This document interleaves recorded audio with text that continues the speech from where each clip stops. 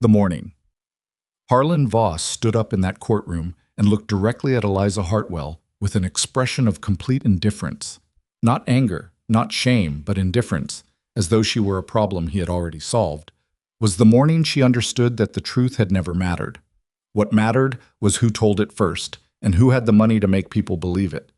His wife sat 3 rows behind him in a dress that probably cost more than everything Eliza had ever owned, and she watched Eliza with cold satisfaction while the verdict was read.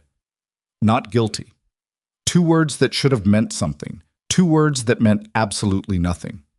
By the time Eliza walked out of that courtroom, her landlord had already collected her belongings. Her employer had already filled her position, and every person she had ever trusted had already chosen which side of the story they preferred.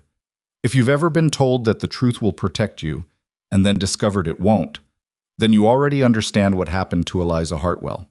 Before we go any further, if this kind of story speaks to you, please take a moment to subscribe to this channel and hit the like button. Drop a comment telling me what city or country you're watching from. I want to know how far this story has traveled.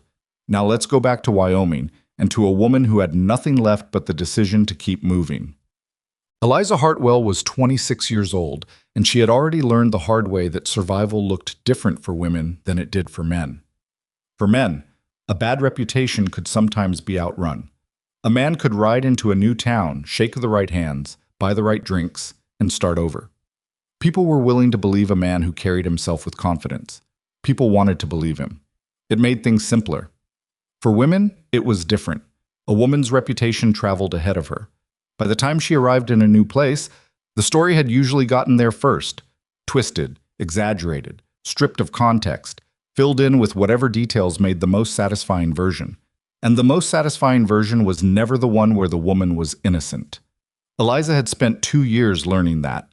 She had left Ravenshade, Ohio, with the clothes on her back and 1 small suitcase she'd managed to keep out of her landlord's hands only because she'd grabbed it from under the bed while he was arguing with someone at the front door. She had 43 cents. She walked to the edge of town before anyone could see her go, because there was something particular about being watched while you left, something that made the leaving feel even more permanent. The first 6 months were the worst. She found work where she could, washing clothes for boarding houses, cooking meals for families who needed extra help during harvest season, cleaning rooms in hotels that were barely 1 step above the road outside. She slept in storage rooms when she could convince someone to let her. She slept in barns twice. She spent 1 night in early March sitting in the corner of a train station because she had no money for a room, and the temperature had dropped so low that staying outside would have killed her. She was not the only person doing these things. She had seen others, men and women both, surviving the same way. That knowledge didn't make it easier. It just made it less lonely, in a specific, painful way that was almost worse than loneliness, because it meant the world was simply built this way for some people, and there was no particular reason it was her. She moved between towns. She tried to be quiet and careful. She worked hard and gave no one reason to complain about her. It didn't matter. The story from Ravenshade kept finding her. Sometimes she could see it happen in real time, the moment a new employer asked where she'd come from, and she'd say Ohio, and something would shift behind their eyes. A flicker. A calculation. Sometimes they asked directly. Sometimes they just let her go after a week with a vague explanation and no payment for the last 3 days. She stopped telling people where she was from. She started telling people she was from Pennsylvania, then from Virginia, then from nowhere in particular. She moved further west. The story seemed to thin out the further she went, the way ink dilutes in water. In the smaller towns, in the rougher territories, nobody had heard of Harlan Voss or his family or the trial that had put Eliza's name in the Ohio papers. The frontier had a shorter memory.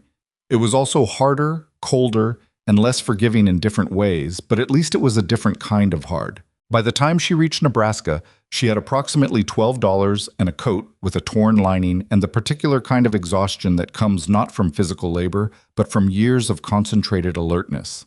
Always watching to see who knew, always listening to determine if a new place was safe, always calculating whether to stay or go. She was tired, not the kind of tired that sleep fixes, the kind of tired that only stops when something finally changes. The advertisement was posted on a community board outside a general store in Omaha. She almost didn't read it. She had trained herself not to spend too much time in front of community boards because people noticed women standing in front of them, and people who noticed women standing in front of them started asking questions. But something made her stop. Widower. Wyoming rancher. 2 young daughters. Seeks woman of steady character willing to work alongside a family in a working ranch situation.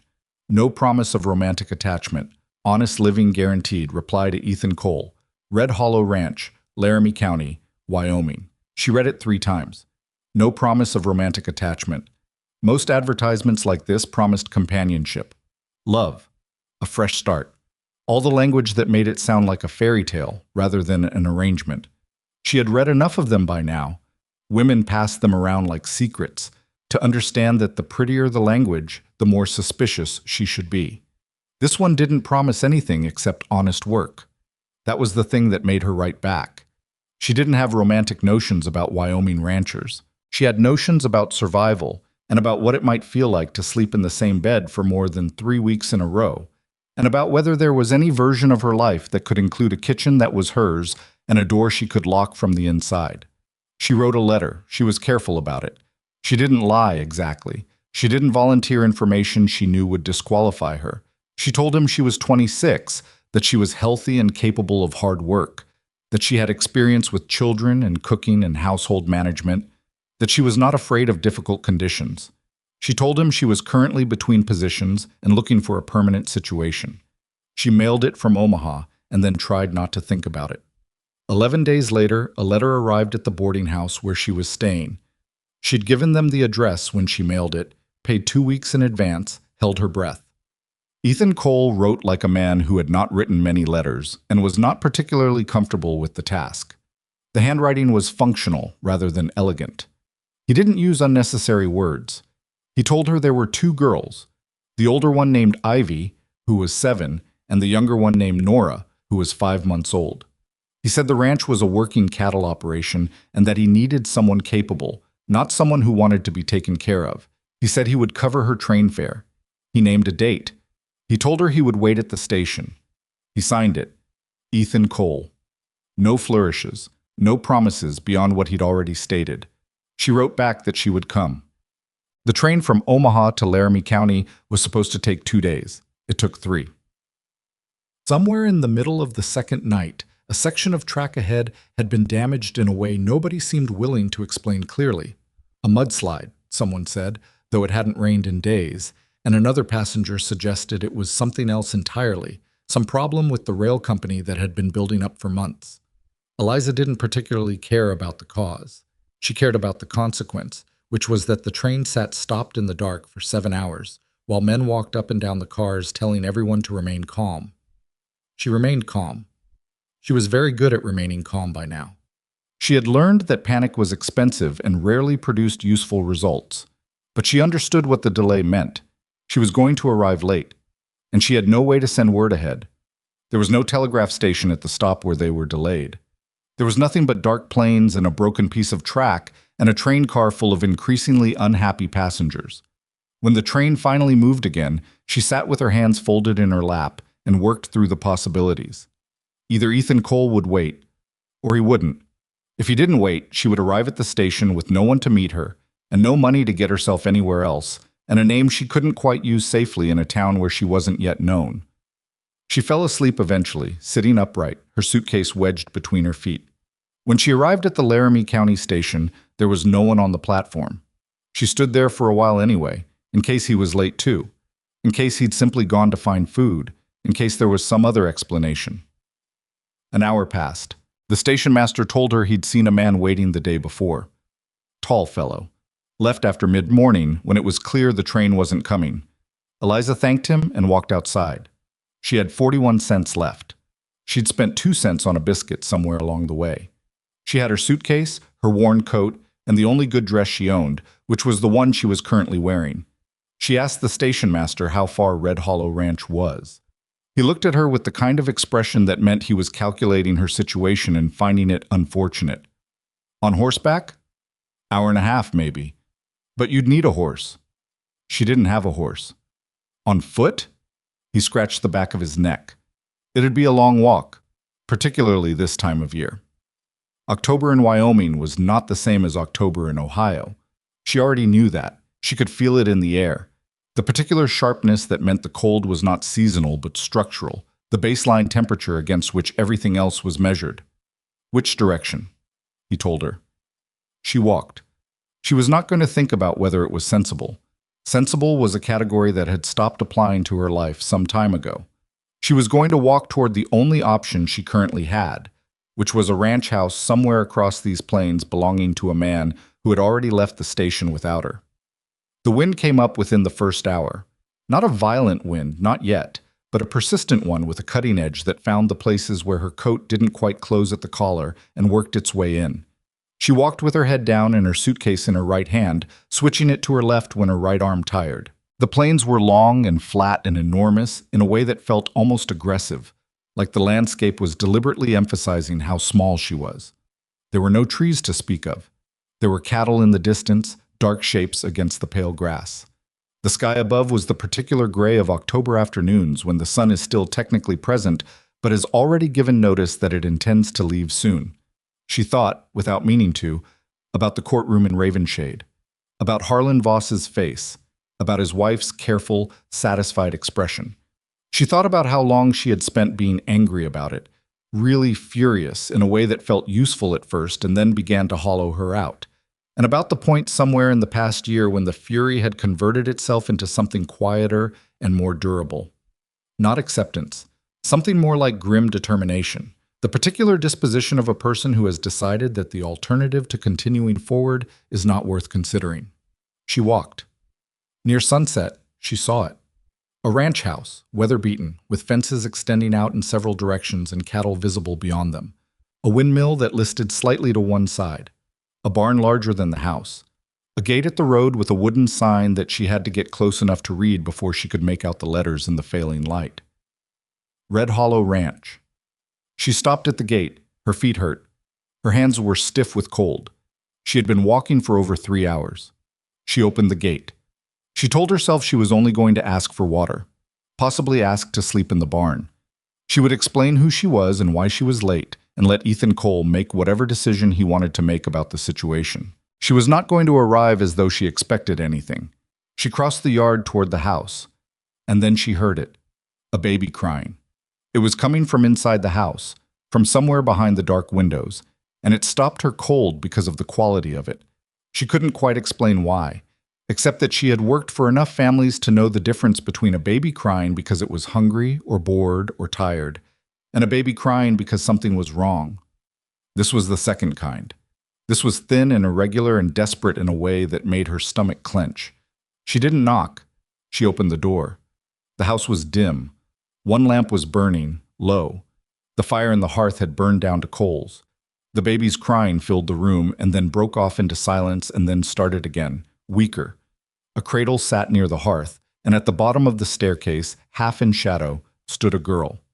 7 years old, maybe, wearing a dress that had clearly been made for someone larger, watching Eliza with the fixed, unblinking assessment of a child who has learned to evaluate strangers very quickly. Eliza looked at her. "Is that your sister?" The girl didn't answer immediately.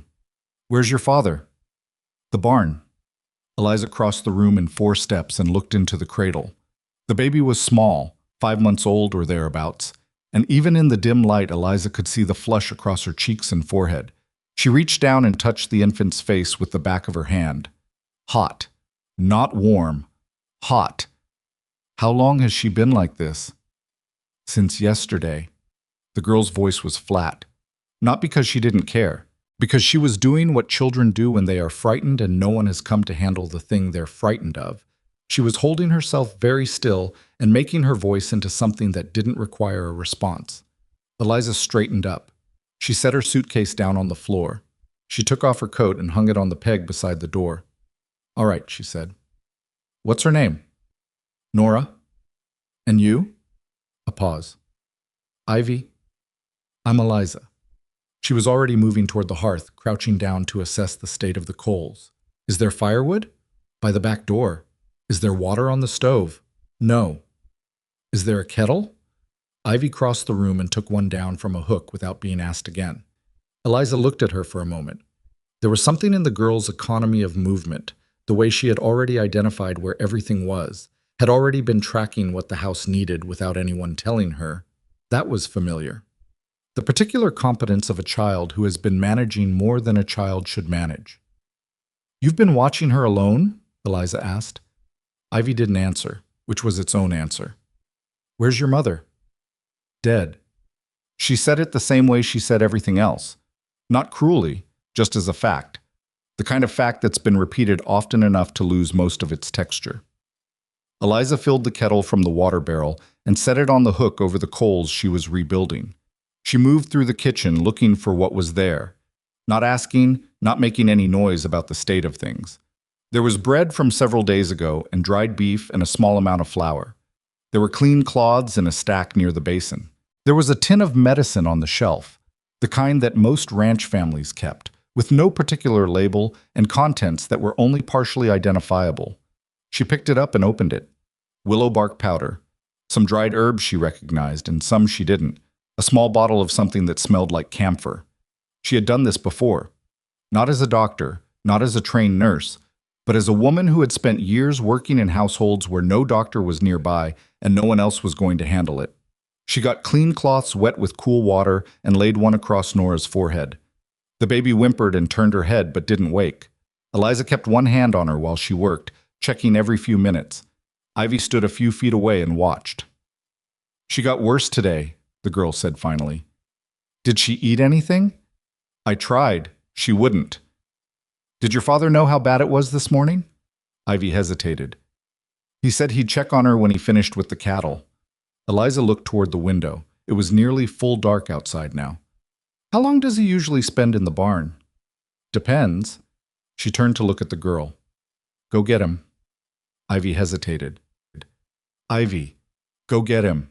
Right now." Something in Eliza's voice landed. The girl went.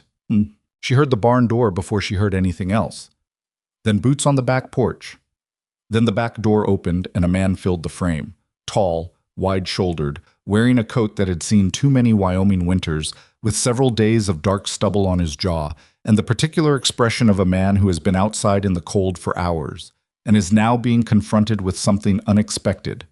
He stopped. His eyes went immediately to the cradle, then to Eliza, then to Ivy, then back to Eliza. He was probably 35. Hard to tell exactly. The kind of man that outdoor work ages in specific ways. Deeper lines around the eyes, a certain density to his stillness, hands that were visibly rough even from across the room. He looked exhausted.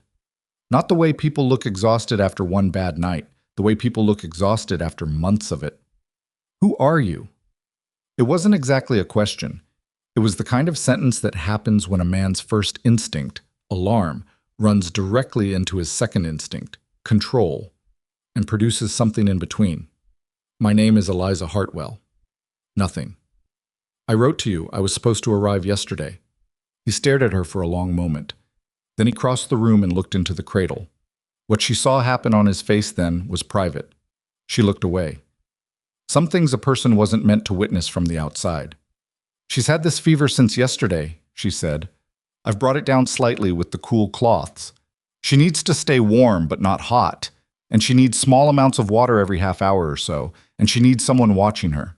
He was still looking at Nora. "She's going to need the doctor," Eliza added, "but not tonight. Tonight she needs to be managed carefully, and she needs the fever to keep coming down." "How do you know?" She paused. "I've seen it before." Ethan straightened up slowly. He looked at Eliza for a long moment, the kind of look that was performing some rapid internal assessment she couldn't quite track.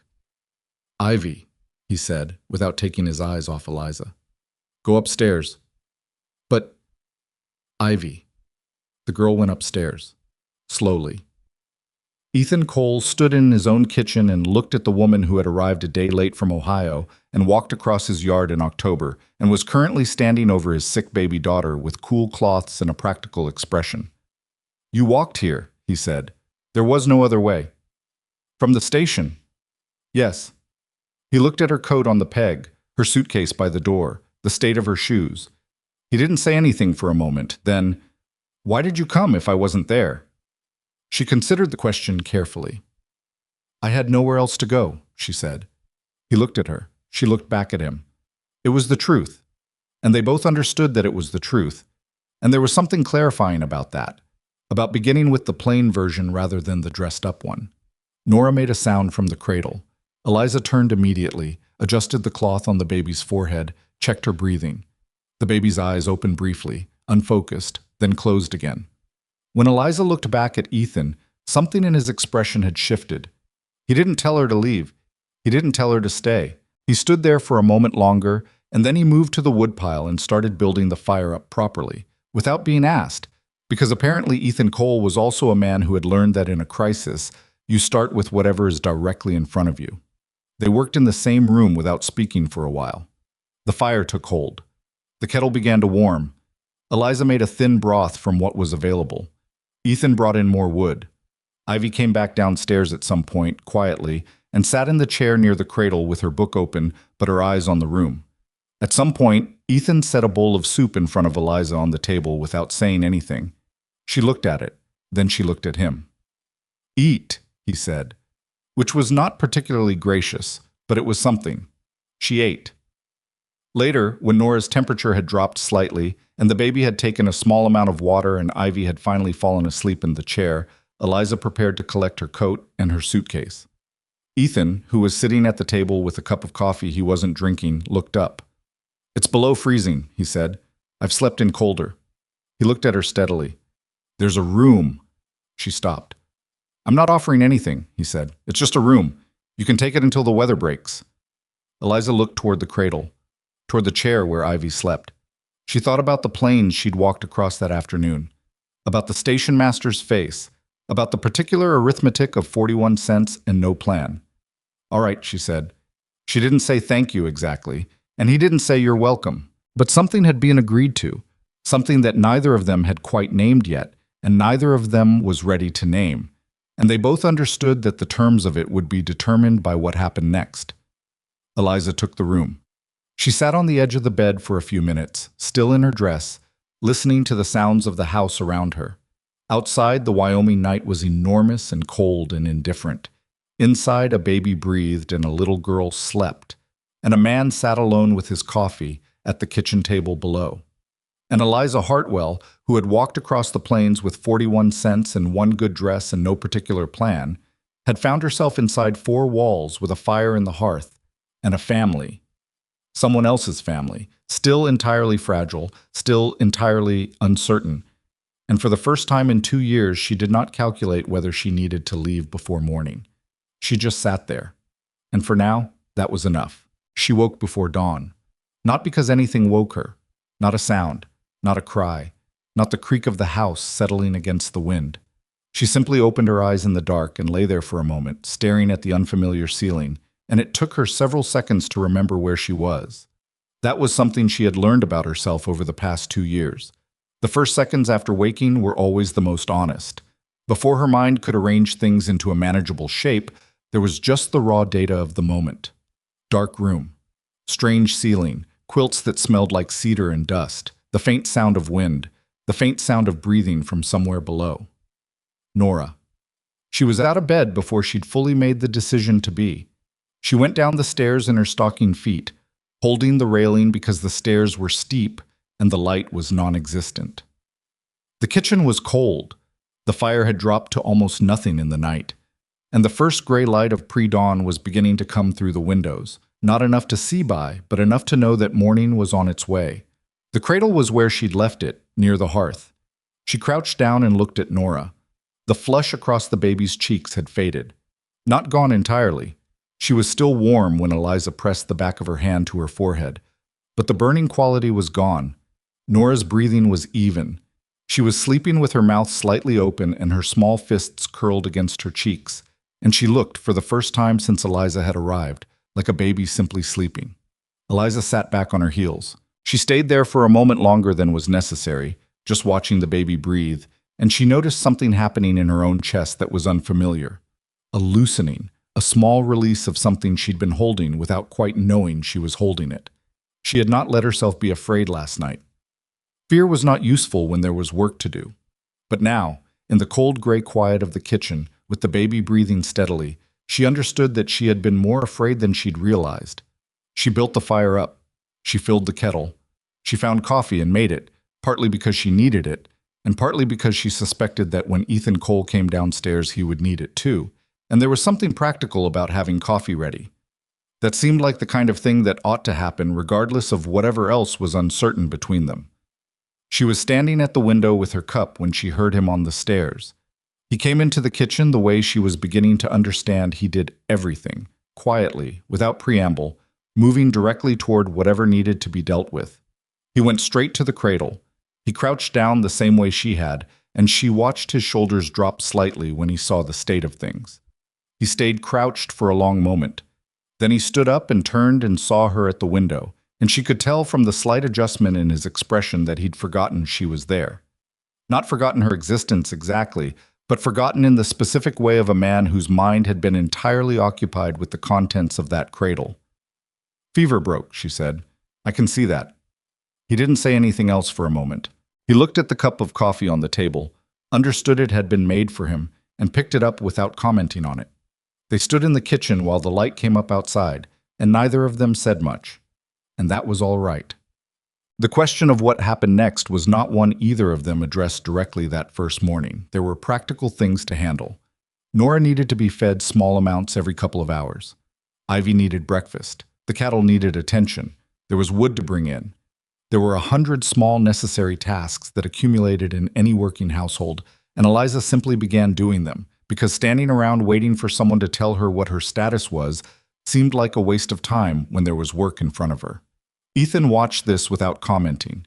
He came back inside for a late morning meal and found the kitchen clean, bread warming near the fire, and Ivy sitting at the table with a slate and a piece of chalk, and Eliza sitting across from her drawing letters. He stood in the doorway for a moment. "She's teaching me the letters I keep forgetting," Ivy said, without looking up.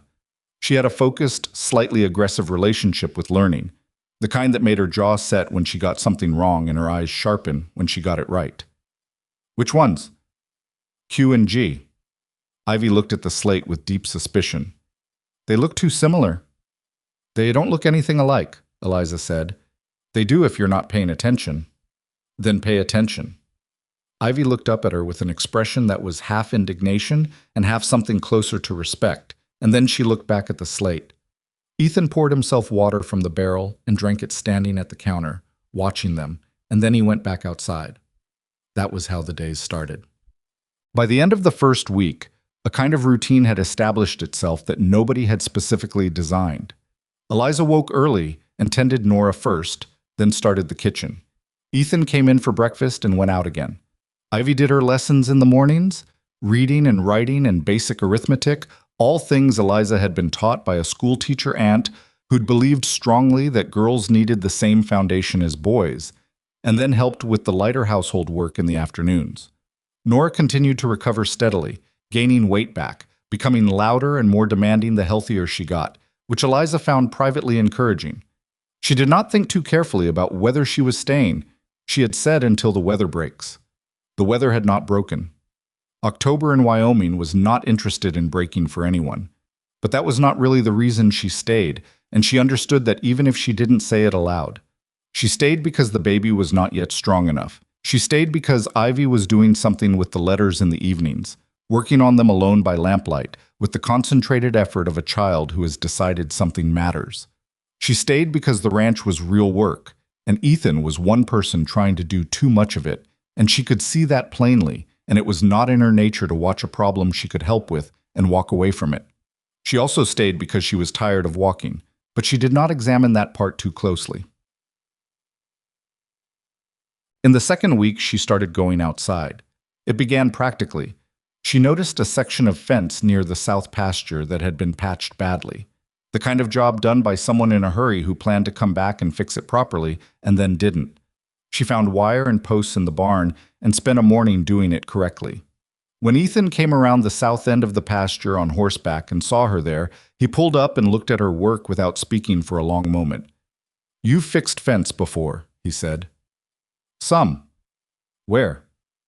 "A few different places." He looked at her for a moment longer, and then he rode on. The next day he showed her where the other damaged sections were. She found that she didn't mind the outdoor work. She had spent enough time indoors, in boarding house kitchens, in hotel laundry rooms, in cramped spaces that smelled like other people's lives, that the open space of the ranch felt like something her lungs needed. The plains were enormous and sometimes oppressive in their emptiness, but there was also something clarifying about them. You could see a long distance. Nothing snuck up on you. The horizon was honest. She learned the layout of the ranch the way she learned most things, by paying attention without making a show of it. She understood where the water came from, which cattle were younger and which were older, which sections of the property were most vulnerable to the wind. She did not offer opinions on any of this. She just watched and learned and filed it away. She did notice that Ethan watched her learn. Not in a suspicious way. More the way a person watches something unexpected happening, with careful attention and without knowing yet what to make of it. The third week brought the first real cold snap, and the third week also brought Wade Cole. She was outside splitting wood when she heard the horse on the northern road. She looked up and saw a rider she didn't recognize, or a man, probably a few years older than Ethan, with similar coloring and a different way of carrying himself. Where Ethan moved like a man conserving energy, this man moved like a man who was accustomed to arriving somewhere and having that arrival noticed. He dismounted at the gate. He shook Ethan's hand with the ease of long familiarity, and the two of them spoke for a moment on the porch. Then Wade turned and looked toward where Eliza stood with the axe. She had seen that look before. It was not hostility, exactly. It was the rapid, specific appraisal of someone who has learned to classify people quickly and has already found a category that seems to fit. She went back to splitting wood. She heard them come inside. She heard voices through the kitchen window. Not the words, just the cadence, which told her something. Two men who were brothers spoke to each other in a particular rhythm. It wasn't unfriendly, but it wasn't easy either. There was something underneath it, some long-established tension that had probably been there so long neither of them thought of it as tension anymore. When she came in for the midday meal, Ethan introduced Wade briefly. Wade said pleased to meet you with his mouth, and nothing of the kind with his eyes. Ivy watched Wade with the same watchful stillness she applied to most new situations. The meal was not uncomfortable. It was the particular kind of not uncomfortable that requires effort. That evening, after the children were in bed, she was cleaning the kitchen when Wade came in from outside and stopped in the doorway. "I'd like to talk to you," he said. She kept her hands moving. "All right." He sat down at the table without being invited to. He put his hat on the table. He had the manner of a man who knew how to have difficult conversations and had made a kind of peace with needing to have them. "I know your name," he said. She put down what she was holding. She turned to face him. "Where from?" she said. It was not quite a question. "I've got contacts in Ohio, businessmen. The Voss family runs in those circles." He looked at her directly. "I know about Ravenshade. I know about the trial." Eliza stood very still.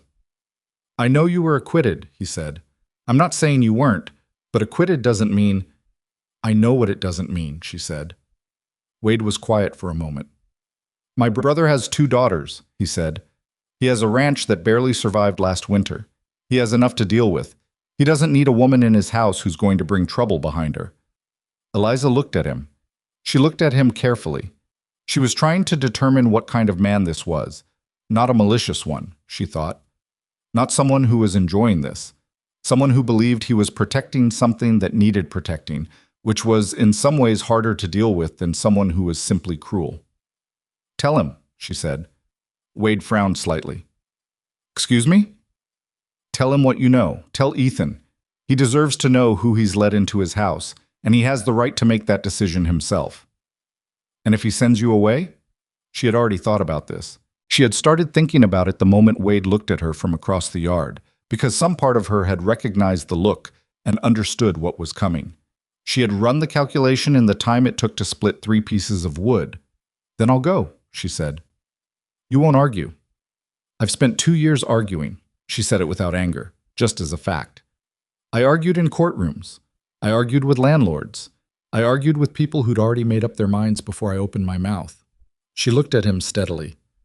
"I'm not going to argue with Ethan Cole over his right to decide who stays in his own home."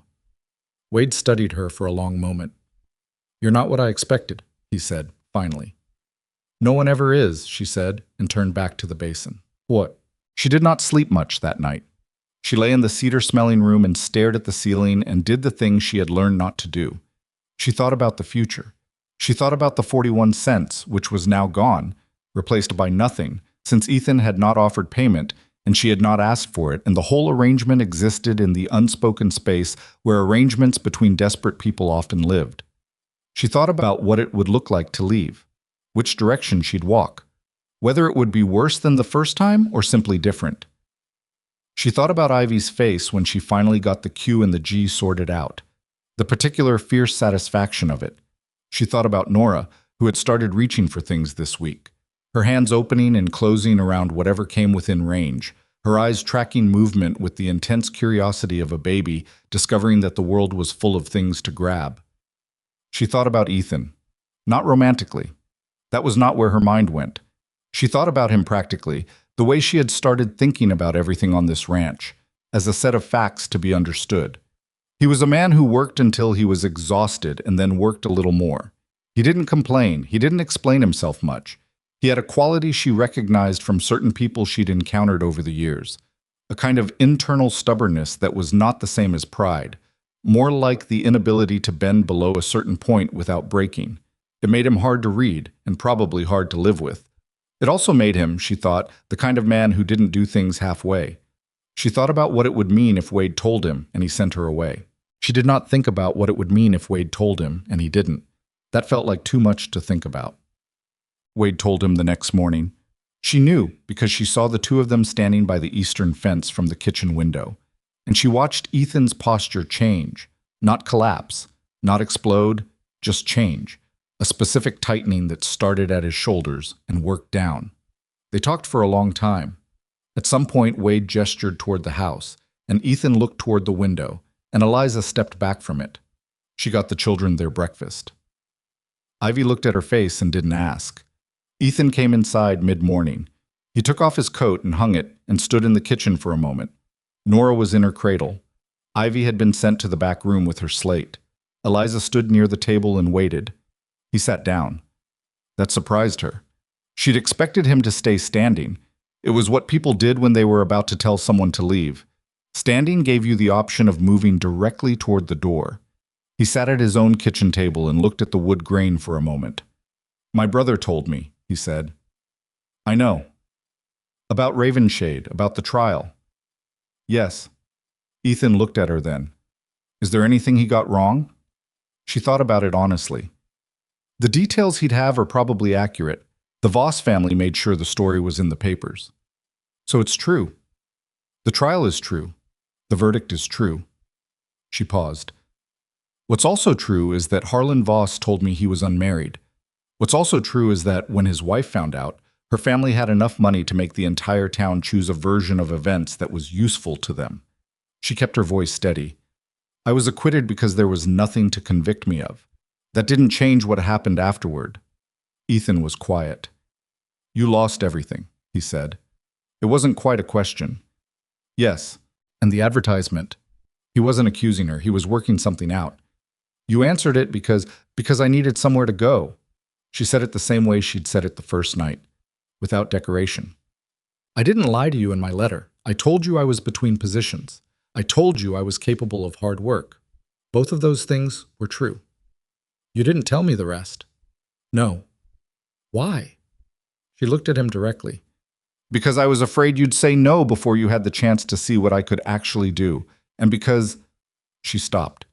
She found the rest of the sentence harder than she expected. "Because I was afraid of becoming someone else's mistake again." The kitchen was very quiet. Nora made a small sound from the cradle. Not a cry, just the particular sound she made when she was awake and noticing things. Neither of them looked toward her immediately. They were both still in the conversation. Ethan said, "You were afraid of me." "I was afraid of the situation." "That's not the same answer." "No," she said. "It's not." He looked at her for a long moment. Then he looked toward the cradle, then toward the ceiling, which was roughly the direction of Ivy's room. "When I came in the house that first night," he said slowly, "Nora had been sick since the morning. I knew she was sick. I told myself I'd be in by dark." He stopped. "I wasn't in by dark." Eliza waited. "I've been doing that," he said. telling myself things I could handle later, because he stopped again.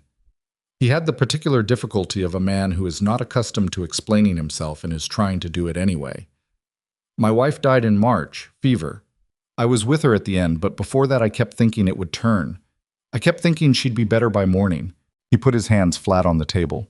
When you said Nora had a fever, the first night, the way you said it, you weren't pretending it wasn't serious. It was serious. I know. He looked at his hands. Everyone else who'd come by since Margaret died, they'd look at the girls and say everything will be fine, they'll be all right, they're young, like the right words make it so. Eliza said nothing. You didn't say that. No. You just worked. She looked at him. That's all I know how to do. Another long silence. Outside, somewhere far off, a cow made a sound. The wind moved around the corners of the house. The fire snapped once. You stay, Ethan said. She blinked. What? You heard me. Your brother. I'll manage Wade. His voice had the particular flatness of a man who has made a decision and is not interested in debating it. What happened to you in Ohio? I'm not going to say it doesn't matter. I'm also not going to pretend it changes what I've seen you do since you walked through my door. Eliza stood very still. You kept my daughter alive, he said. You've been teaching Ivy her letters. You fixed the south fence better than I would have. He paused. I don't care what Harlan Voss's family put in the papers. She opened her mouth. He held up one hand. I'm not finished. She closed her mouth. I want you to stay, he said, and I want it to be a real arrangement. I'll pay you what I can, which right now isn't much, but will improve when the cattle go to market in spring. You'll have the room and the meals. And he stopped, and she could see him working his way through language that was unfamiliar to him. And we'll talk about the rest of it, the original arrangement, when we've had more time. Eliza looked at him. You want to revisit whether the original purpose? I want to do it right, he said bluntly. I'm not going to ask a woman I've known 3 weeks to marry me just because the letter said so. She had not expected that. Not the directness of it. She had expected either dismissal or some awkward insistence on proceeding as originally arranged because that was the practical thing. Not this. Not a man saying, essentially, that he thought she deserved better than a rushed transaction. She didn't know what to do with that. All right, she said. He nodded. He got up and put his coat on and went back outside. And Eliza stood in the kitchen for a moment with her hands at her sides and the fire going and Nora waking up in the cradle, and the particular cautious feeling of a person who has just been handed something they're not yet sure they can afford to believe in. Wade left 2 days later. Before he left, he came to find her again. Not in the kitchen this time, but outside, where she was checking on the south pasture fence in the cold afternoon light. He stood a few feet away with his hat in his hands. I told my brother something that could have made things go badly for you, he said. I didn't do it to be cruel. I know. I was trying to protect him. I know that too. He turned his hat in his hands. He was not a man who apologized easily. She could see that. The words cost him something. I was wrong about you, he said. She looked at him for a moment. She thought about saying it was fine, which was the automatic response, the social lubricant that made awkward moments easier. She decided against it. You weren't wrong to tell him, she said. You were wrong about what it meant. He looked at her. Telling him was the right thing, she said. He deserved to know. The wrong part was deciding what it proved before he could see it for himself. Wade was quiet for a long moment. The Voss family, he said. I know them through business contacts. I know how they operate. He paused. I should have understood better what it meant when they came after a woman with nothing behind her. It's an old story, Eliza said. People with money don't like being inconvenient. No. He looked out across the pasture. No, they don't. He left that afternoon. She watched him ride down the northern road and felt something settle in the air around the ranch. Some watchfulness that had been present since he arrived and was now leaving with him. She went back inside and made supper. November came in hard. The temperature dropped steadily through the first week. Eliza added more quilts to her bed. She started wearing her coat inside the barn when she went to check on the livestock in the mornings. The ground froze in a way that was no longer suggestive of frost, but structural. The kind of frozen that meant that's how the ground would be until spring, and there was nothing to be done about it. She began to understand Wyoming winter not as a season, but as a condition. Ethan came in one evening and sat at the table and spread a map on it, a hand-drawn thing with the ranch marked and the neighboring properties around it, and various notations she couldn't read from across the room. "Come look at this," he said. She came and looked. He showed her the property lines. He showed her which sections were vulnerable to flooding in spring when the snowmelt came down off the higher ground to the west. He showed her where the older cattle tended to drift when the temperature dropped below a certain point, and how you had to account for that before a storm, not during it. She listened and asked questions when she had them. He answered the questions without making her feel like they were obvious, which was something she had not always been given by men who knew more than she did about something. At some point, Ivy appeared from the back room and inserted herself into the conversation with complete confidence, asking about the property lines in the way she asked about everything, directly, without preamble, as though information was a thing she was owed. Ethan looked at his daughter with the particular expression of a man who recognizes a quality he has and does not quite know whether to be proud of it or worried. "You should be in bed," he said. "I was listening." "I know." "The west section floods every spring?" "Most springs." "Then why do you keep the younger cattle there in winter?" Ethan and Eliza looked at each other. "She makes a fair point," Eliza said. Ethan looked at Ivy. "Go to bed," he said. Ivy went. But she took the information with her, Eliza could tell, filed it away somewhere behind those sharp, watchful eyes where she kept everything she'd decided was important. "She's going to be difficult to manage in about 5 years," Ethan said, looking at the map. "She's already difficult to manage," Eliza said. "She listens to you." "She argues with me constantly." "That's her version of listening." He looked up from the map. There was something in his expression that was almost a smile. Not quite. It didn't reach that far, but almost. "She doesn't argue with people she's not interested in." Eliza looked toward the doorway where Ivy had disappeared. "I know," she said. The thing about living in proximity to people you hadn't chosen was that the closeness built whether you meant it to or not. She had not planned to care about Nora. Or rather, she had planned not to. She had told herself, in the sensible part of her mind that had kept her alive for 2 years by not allowing attachments that couldn't survive a quick departure, that Nora was someone else's baby and she was here temporarily, and the smart thing was to maintain a workable distance. But Nora did not know about the sensible part of Eliza's mind. Nora knew that certain arms felt safer than others. She knew that certain voices made the world feel quieter. She knew, with the particular unarguable certainty of infancy, what she wanted, and what she wanted was to be held by whoever was holding her most attentively, and more often, that was Eliza. She had started making sounds that were almost words.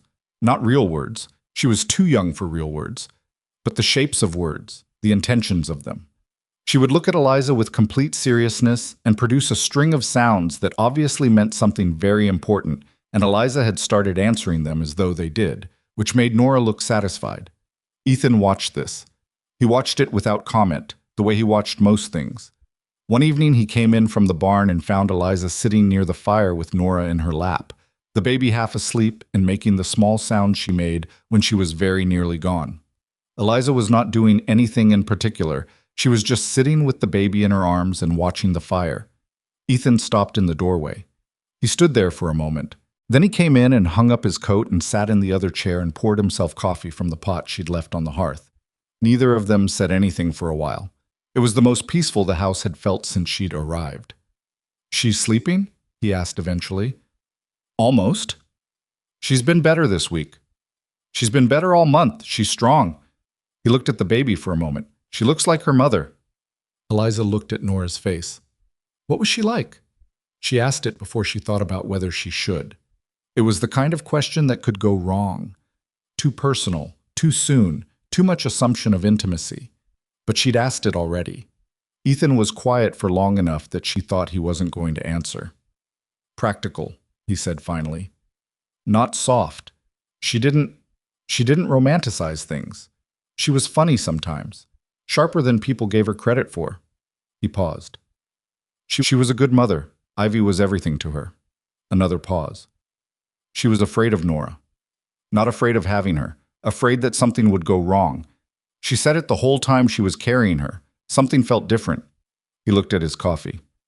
She was right. Eliza held Nora a little more carefully without meaning to. "I'm sorry," she said. He nodded.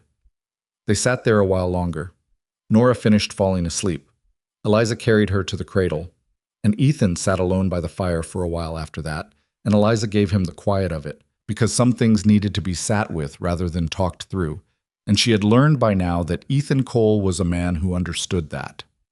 By the end of November, the original arrangement had shifted so gradually that it was difficult to say exactly when it had changed. She was no longer a temporary guest waiting for the weather to break. She was no longer the mail-order bride whose status was pending. She was not yet a wife.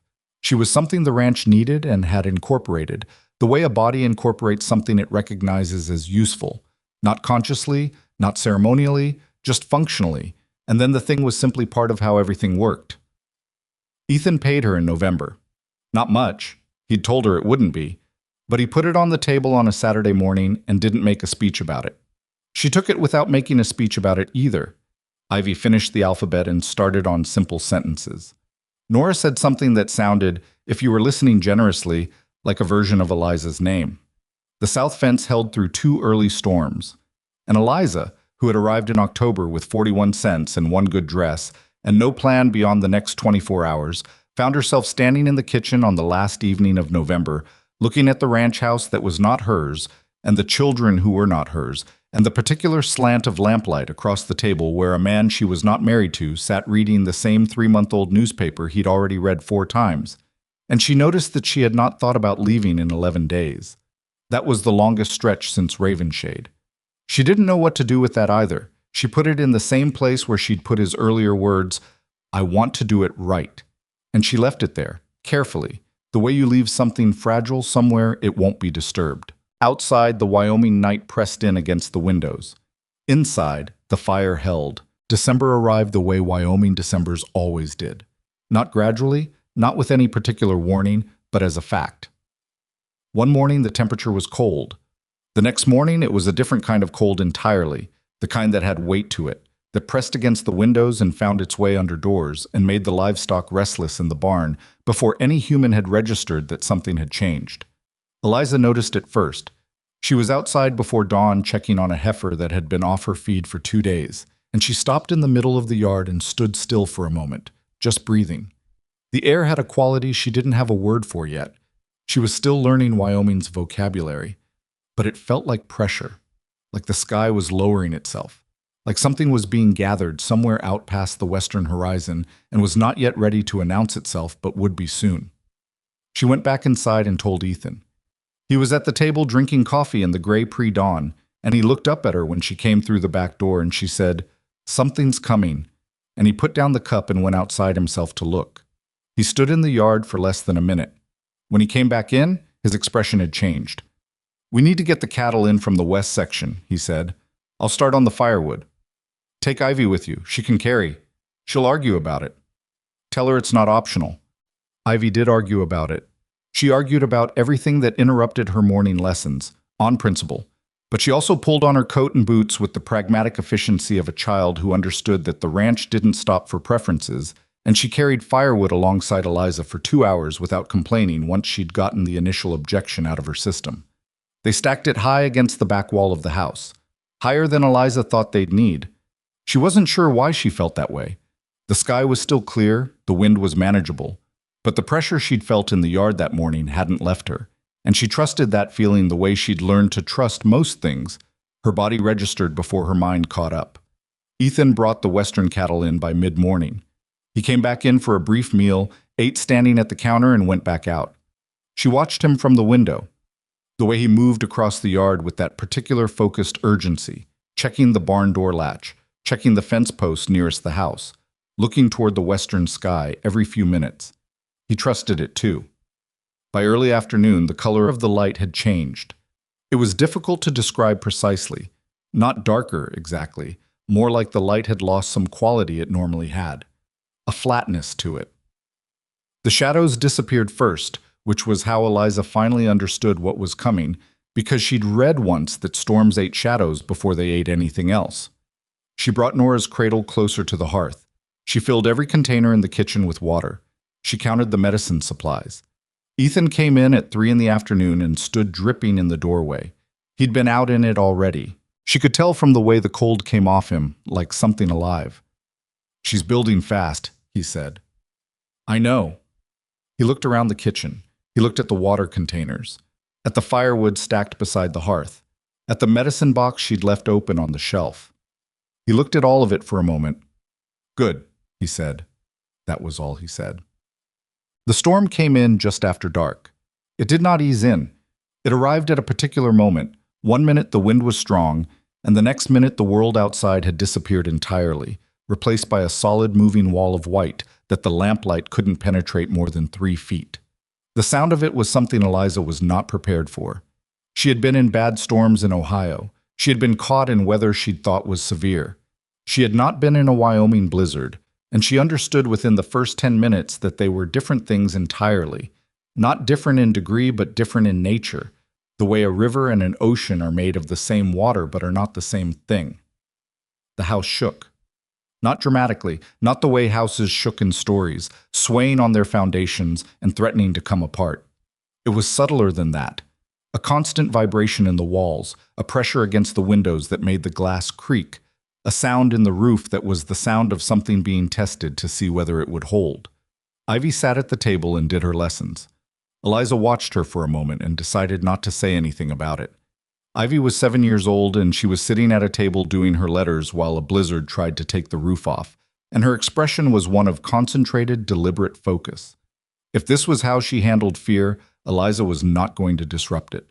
Nora was fussy. She'd been fussy all afternoon, responding to whatever atmospheric change preceded the storm, the way babies and animals do, with instinct that hadn't yet been educated out of them. Eliza carried her for an hour, walking a slow circuit from the kitchen to the sitting room and back, until the baby's weight became familiar against her shoulder, and Nora finally surrendered to sleep with the particular exhausted completeness of infants, her whole body going heavy at once. Ethan came in from the barn at 9. He was coated in snow. His eyebrows, his collar, the creases of his coat. He stood in the doorway and knocked the worst of it off himself, and Eliza handed him a towel without thinking about it, just as she'd have handed anyone a towel who came in covered in snow, and he took it without comment and dried his face and hands. "Cattle are in," he said. "Barn's holding." "Did you eat?" "Not recently." She had kept a pot warm on the hearth. She set a bowl in front of him. He sat and ate without talking. She sat across from him and watched the window and listened to the storm, and neither of them felt the need to fill the silence with anything. Ivy finished her lessons and came to the table and put her head down on her folded arms and was asleep in under 3 minutes. Ethan looked at his daughter sleeping on the kitchen table, and something crossed his face that Eliza couldn't quite name. "Should I put her upstairs?" Eliza asked. "She'll wake up and come back down." He looked at Ivy. "She does this. She doesn't like being on a different floor when the weather's bad." Eliza looked at the girl's dark hair across her folded arms. "Does she remember the last bad storm?" "She remembers everything." He paused. "The storm that was worst was the one before Nora was born. Margaret was very pregnant. We lost 6 cattle." He looked at his bowl. "Ivy was up all night. She kept asking if the baby was going to come during the storm." "Did she?" "No. Nora came in March, 2 months later." His voice had the particular flatness of someone arriving at the edge of something they'd rather not step off. "A week after Margaret died." Eliza was quiet. "So Nora has always been—" She stopped. She wasn't sure what word she was reaching for. "Alone," he said. "In a specific way." "Yes." They both looked at the cradle near the fire. The storm put its shoulder against the house again. It was somewhere around midnight when Nora woke. Eliza heard it immediately, not because she'd been waiting for it, but because she'd never fully gone to sleep. She dozed in the chair near the fire, the particular half-sleep of someone who has left one part of their attention running. She was at the cradle in seconds. She reached in and touched Nora's cheek, hot. Her stomach turned over. She pressed her wrist to the baby's forehead, then the back of her hand. She was not wrong. The fever had come back, and not slowly. It was already pronounced, the kind of heat that radiated before you even made contact, The kind that meant this had been building for hours while Nora slept. She took a breath. She took another. Then she turned and said Ethan's name. He was asleep in the chair across the room, Ivy curled against his arm. He was awake in an instant. He slept the way she suspected many people who worked ranches slept, ready. He looked at her face first, then at the cradle, and he was across the room before she'd said anything else. He touched Nora. The sound he made was not a word. It was something lower than a word, something that came from the part of a person that exists before language does. "How bad?" he said. "Bad enough." She was already moving, kettle on the fire, clean cloths, the medicine box. "She needs a doctor." He straightened and looked at the window. The window was opaque with snow and darkness, and the noise the storm was making against the glass was its own sufficient answer. 20 miles, he said. "I know. In this, I know." He was quiet for a moment. He stood very still in the way he did when he was thinking fast and hard through something and didn't want any of his thoughts interrupted. "I'll go," he said. She had expected that. She had expected it the way you expect weather. You don't want it, but you know it's coming. "You may not make it back," she said. "I'll make it back." "Ethan." She turned to face him. She kept her voice level because one of them needed to be level. "I'm not saying you won't find the doctor. I'm saying the road back in this could kill you. The temperature is dropping. You've been in the barn for hours tonight already. Your horse doesn't know that road at night in a blizzard. She knows enough of it. And if you get lost, or the horse goes down, or you... Eliza." He said her name the way he said most things, plainly, without decoration, but with a weight behind it. "My wife died of a fever." She stopped. "She was sick for 3 days, and I kept thinking it would turn, and it didn't turn, and by the time the doctor got there, it was..." He stopped. He put his hand on the edge of the cradle and looked at Nora. "I am not going to stand here and watch it happen again." Eliza understood. She understood completely, and she also understood that she could not argue with it, not because she didn't have the words, but because the argument wasn't really about logic. He was fighting something that lived much deeper than logic in him, something that had Margaret Cole's face on it, and 3 days of watching a fever that wouldn't turn, and no amount of reasonable risk assessment was going to touch it. "Then I'll manage here," she said. "Until you're back." He looked at her. "I'll manage here," she said again, firmly. "Go." He got his heavy coat, his gloves, his hat. She watched him and noticed things she wouldn't have noticed 2 months ago. The way he moved when he was scared but functioning, the particular set of his jaw, the fact that he put his right glove on first always, right hand first, some habit so old he didn't know he had it anymore. He stopped at the door. He looked back at Nora, then at Eliza. He didn't say anything. He didn't have to. She gave him a small nod, the kind that meant go, "I have this." And he went, and the door closed behind him, and for a moment the full weight of the storm came through the brief opening and then was gone. The house was very quiet. Eliza turned to the cradle. She worked without stopping. She was not a doctor. She had said that to herself several times in the past 2 months, when the word had felt like something she should clarify, something she should make sure people understood before they relied on her too much.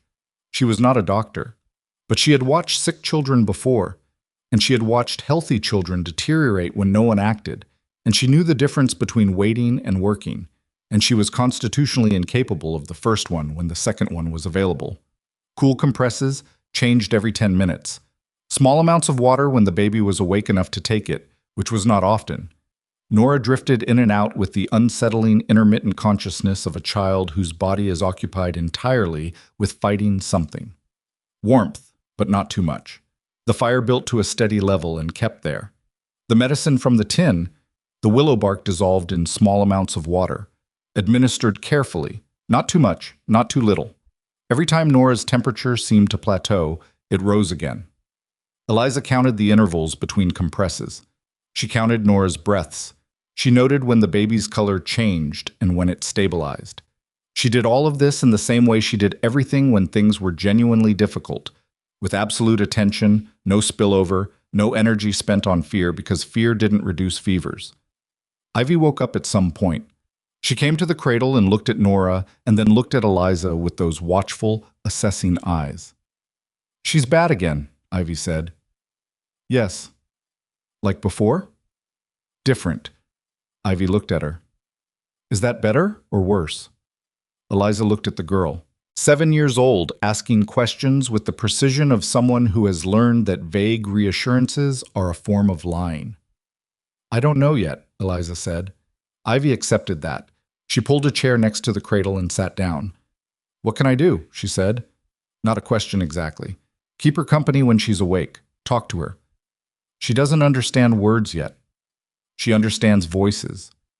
Ivy considered this and apparently found it sufficiently logical because she leaned toward the cradle and started talking to her sister in a low, quiet stream, telling her about the letters she'd learned, about the storm, about a cow she'd named Biscuit, who had a particularly judgmental expression. She talked the way children talk when they're trying to be useful, seriously and without self-consciousness. And Nora, when she was briefly awake, turned her head toward the sound. Eliza watched the two of them. She had seen this before too. The way older siblings became small parents without meaning to, without anyone asking them to, simply because the situation required it. Ivy had been managing more than any 7-year-old should since March. She had been doing it quietly, without asking for acknowledgement, the same way Eliza had once managed more than she should have. You're very good with her, Eliza said. Ivy didn't look up from the cradle. I've had practice. How much practice? Mama was sick for a while before... She stopped. She kept her eyes on Nora. Papa was mostly in the barn, so I watched her. Eliza looked at the girl's profile, the set of her jaw, which was Ethan's jaw exactly. You were 6, Eliza said. 6.5. She said it the way children said it, with the precision that half years matter when you don't have very many of them yet. But underneath the precision was something that was not a child's thing at all. Eliza put her hand briefly on Ivy's shoulder. Ivy didn't move away.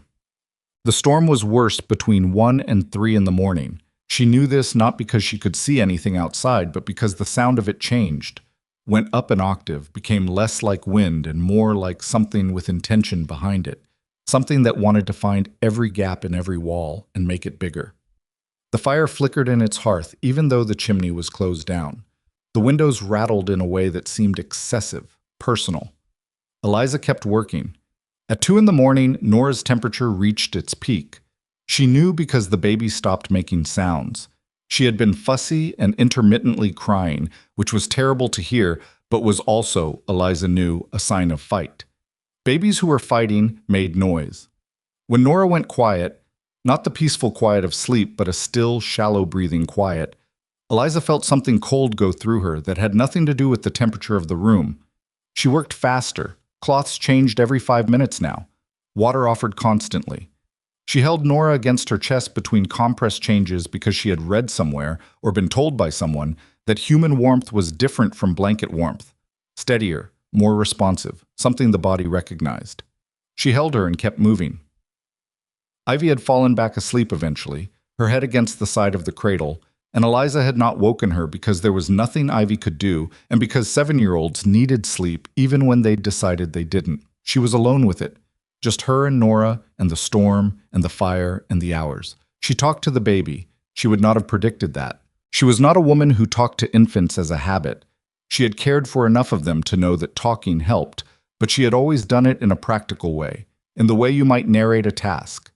What she did now was different. She talked the way Ivy had been talking, quietly and continuously, without particularly organizing what she said. She told Nora about the plains she'd walked across in October, about the sky, which had been that particular clear Wyoming blue that seemed to have more depth than Ohio sky, like the air out here had more room in it. She told her about the 41 cents and the suitcase and the crooked windmill that had been the first thing she'd seen of the ranch. She told her that the windmill was going to need proper straightening in spring, and that she planned to figure out how to do it. She told her that she was not allowed to die. She said it directly, the way she said most things. She said it to a 5-month-old baby who couldn't understand it, with as much authority as she had. You're not allowed, she said. You hear me? You are not allowed. Nora's breathing was shallow. Eliza changed the compress. She kept going. Somewhere around 3 in the morning, the temperature inside the baby's body began, so slowly she almost missed it, to drop. She noticed it in the compress first. The cloth she removed was less saturated with heat than the one before it.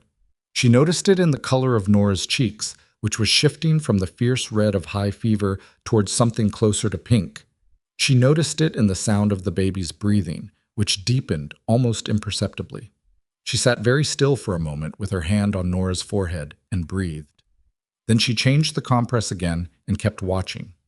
She did not let herself feel relieved. Not yet.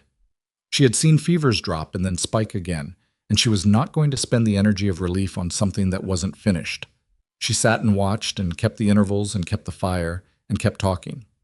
By 4 in the morning, the fever had dropped by what she estimated was 2 degrees. By 4:30, Nora was sleeping with a depth that was different from the shallow unconsciousness of the past few hours. It was heavier. It was the sleep of a body that had been fighting and was now resting. Eliza sat back. She was shaking slightly. She noticed this the way you notice peripheral things when the central thing has finally released you, distantly, with mild interest. Her hands were trembling in a small, constant way, and she thought it was probably because she had been holding them tightly controlled for hours, and the control was easing. She put them flat on her thighs. Outside, the storm had quieted somewhat. Still present, still significant, but the worst of it had moved on or exhausted itself, and what remained was a sustained cold that was manageable in a way the peak had not been.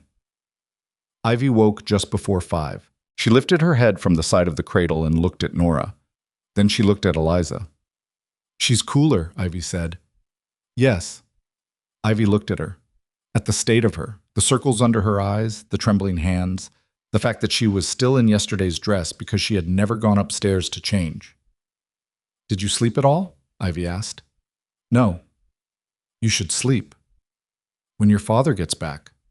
Ivy was quiet for a moment. "He'll get back," she said. Not as a question.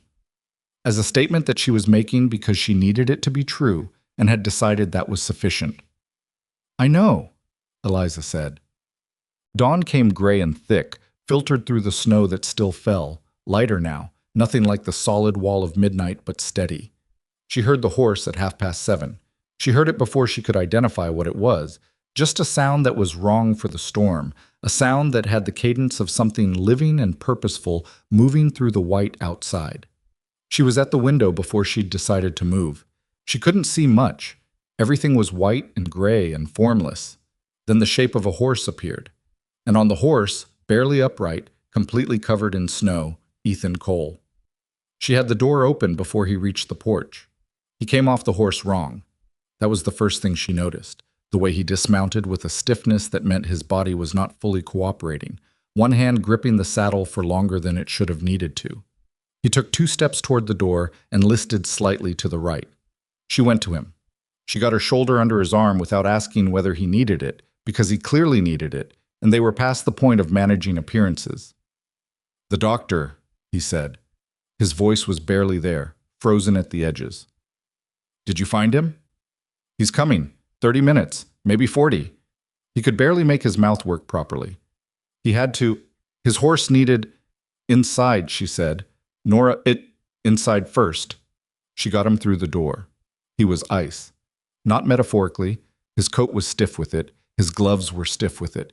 And when she got the coat off his hands, she could see that 2 of the fingers on his right hand had gone white in a way that was not normal cold, but something worse. "Sit," she said. "I need to see—" "Ethan, sit down." He sat. She put the kettle on. She got blankets. She rubbed his hands between hers carefully, not too hard. She knew enough to know you didn't rub frostbitten skin roughly. You warmed it slowly. His fingers were cold enough that it took time before she felt any change. "You rode 20 miles, she said. Not an accusation, just a statement of what he had done. 20 there and 20 back. In a blizzard. Most of the way there, the road was still—" He stopped. His teeth were chattering now, which was actually better than them not chattering. Chattering meant his body was still working to regulate itself. Going out wasn't as bad as coming back. She could see that. The storm had peaked after midnight, which meant his return had been through the worst of it. "How's Nora?" he said. His eyes were toward the cradle across the room. "Fever broke around 4, Eliza said. He closed his eyes. He was only closed for a moment, but she saw what happened in that moment. The release of something that had been held tightly for hours. The particular exhaustion that follows sustained fear when the fear is allowed to finally stop. She's sleeping, Eliza said, breathing normally. He opened his eyes. He looked at the cradle for a long moment. Then he looked at Eliza. She had seen him look at her before. She had cataloged those looks the way she cataloged everything about the ranch, carefully, without making any particular conclusions. But this one was different from the previous ones. This one did not have the quality of assessment. It did not have the quality of careful reserve. It had something more direct in it, something that had been stripped of its usual management by 40 miles in a Wyoming blizzard, and the particular vulnerability of walking back into a room and discovering that the thing you were most afraid of had been held at bay by someone else.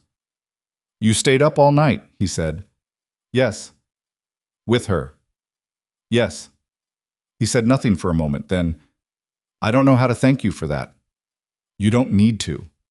"Eliza, you don't," she said. She kept her voice practical because if she didn't, she wasn't sure what her voice would do. "It needed to be done. I did it." "That's not—" He stopped. He tried again. "Most people don't do things just because they need to be done. There's usually more calculation than that." She looked at him. "You rode 40 miles in a blizzard." "That's different." "Is it?" He looked at her. He was warming up slowly, the color coming back into his face, his hands less rigid under hers. The storm moved against the windows. Ivy was upstairs now, where Eliza had sent her 20 minutes ago to dress. "I said something to you," he said, "that first night." She waited. "I said you could stay until the weather broke." He looked at the window. "The weather's been broken for a while now, and I haven't said anything." "No." "I should have." She was still holding his right hand between both of hers, warming it. She was aware of this in a way she had not been a moment ago. "What would you have said?" she asked. He looked at their hands, then at her face. "That I don't want you to go," he said, "and that I'm aware that saying that puts you in a difficult position because you're in my house, and I'm the one with options, and you're—" "I'm not without options," she said. "You were in October. It's December now." He almost smiled. It was the closest he'd come in weeks. "Fair point. I'm staying because I want to stay," she said. She said it clearly because she had been thinking about it for the past 2 months without saying it, and it seemed like the kind of thing that ought to be said clearly when it was said at all. "Not because I have nowhere else to go. I could go somewhere else. I have wages now. I could figure something out." She paused. "I'm staying because—" She stopped. Because she wasn't entirely sure how to finish the sentence. Because the reasons were many and complicated and included things she wasn't ready to name, in a cold kitchen at 7:30 in the morning, after an all-night vigil with a sick baby and a man who had just returned half-frozen from a ride that should have killed him. "Because it's worth staying for," she said finally. He looked at her. Outside, a horse came through the yard. The doctor.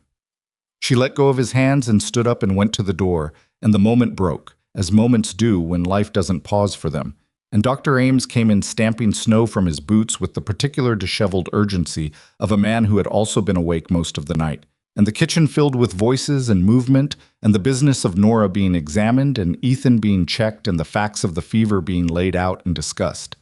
The doctor confirmed what Eliza had tracked through the night. The fever had broken. The baby was weak but not in danger. Whatever she'd done, the compresses, the water, the medicine, had been exactly right. He looked at Eliza when he said this. "You kept her from getting worse," he said. "That's what we needed." She nodded. He looked at her more carefully. "When did you last sleep?" "Yesterday morning." Ames looked at Ethan. "Get her upstairs." "I'm fine," Eliza said. "You're not fine. You're functional, which is different." The doctor's voice was not unkind. "The baby's stable. Go sleep." She looked at Ethan. He looked at her. "Go," he said. "I have her." She went upstairs. She sat on the edge of the bed in the cedar-smelling room and took off her boots and lay down on top of the quilts because she was too tired to get under them, and the last thing she heard before she fell into a sleep so deep it had no texture was the sound of Nora downstairs, making the particular sound she made when she was awake and noticing things. Alive. Demanding. Unreasonably loud for someone who had just been through what she'd been through. Eliza closed her eyes and let the sound carry her down. She slept until mid-afternoon. When she came downstairs, the storm had finally stopped. The yard outside the windows was transformed. Enormous drifts against the fence posts, the windmill buried to its base on one side, The world so white and still, it looked like a place that had recently been remade. Ethan was at the table with Nora in his arms. The baby was awake, looking around with the focused curiosity she'd developed over the past few weeks, shot as though conducting an assessment. Ivy was reading. Eliza stood in the kitchen doorway for a moment. Nobody said anything. It was not an uncomfortable silence. It was the silence of a house that had been through something difficult and come out the other side with its people intact, and was now simply resting in that fact. She went to the kitchen and made coffee. She made it for all of them, for Ethan and for herself, and she made a small cup of warm broth for Nora that she knew the baby probably wasn't ready for yet, but that she made anyway, because making things was how she processed. Ethan watched her move around the kitchen. "Wade is going to want to hear about this," he said finally. She glanced at him. "Why?" "Because he'll feel responsible." He looked at Nora. "He came here to protect us, and he left before the worst of it. He'll feel like he should have stayed." "He couldn't have known." "No." Ethan shifted Nora to his other arm. "He couldn't have. He'll feel it anyway." Eliza thought about Wade, the way he'd turned his hat in his hands when he apologized, the way he'd said, "I was wrong about you," like it cost him something real. "He'll come back," she said, "when the roads are clear. He always comes back." Ethan said it without particular feeling. Whatever else he is, he always comes back. She put a cup in front of him on the table. He looked at it and then looked at her. "I meant what I said this morning," he said. She sat down across from him. "Which part?" "That I don't want you to go." He looked at Nora in his arms. "And the other part, about doing things right." Eliza was quiet. "I'm not asking you anything right now," he said. "I want to be clear about that. I'm not putting you in a position where you have to answer anything today. You're tired and we've both been through—" He stopped. He looked up. "I just want you to know that what I said this morning was not something I said because I was cold and exhausted and grateful." "I know," she said. He looked at her. "I know it wasn't," she said. He nodded. They drank their coffee. Ivy turned a page. Nora reached toward the edge of the table with both hands, opening and closing them at nothing in particular, conducting some business with the air that only she understood. Outside, the Wyoming afternoon was white and still and enormous. The storm had passed. The ranch was standing, and Eliza Hartwell sat at a kitchen table that was not hers and looked at a family that was not hers, and understood, with a clarity that was almost physical, that those two facts were becoming less true every day. She didn't say that. She drank her coffee. She watched the light on the snow outside. And for the first time since she'd come to Wyoming, she did not feel like a woman living in temporary shelter from a permanent storm. She felt like a woman who was exactly where she was supposed to be. The days after the blizzard had a particular quality that Eliza had not experienced before, a kind of communal exhaustion that settled over the ranch like the snow itself, heavy and muffling, slowing everything to half speed. The cattle needed attention. The drifts needed clearing from the barn doors and the gate and the path between the house and the water pump. There were fences to check, damage to assess, the ordinary accounting that followed any severe storm on a working ranch. All of it needed doing, and it all got done, but it got done slowly, with the specific deliberateness of people who have been through something and are still carrying the weight of it even after the immediate crisis has passed. Ethan's right hand gave him trouble for a week. He didn't say so.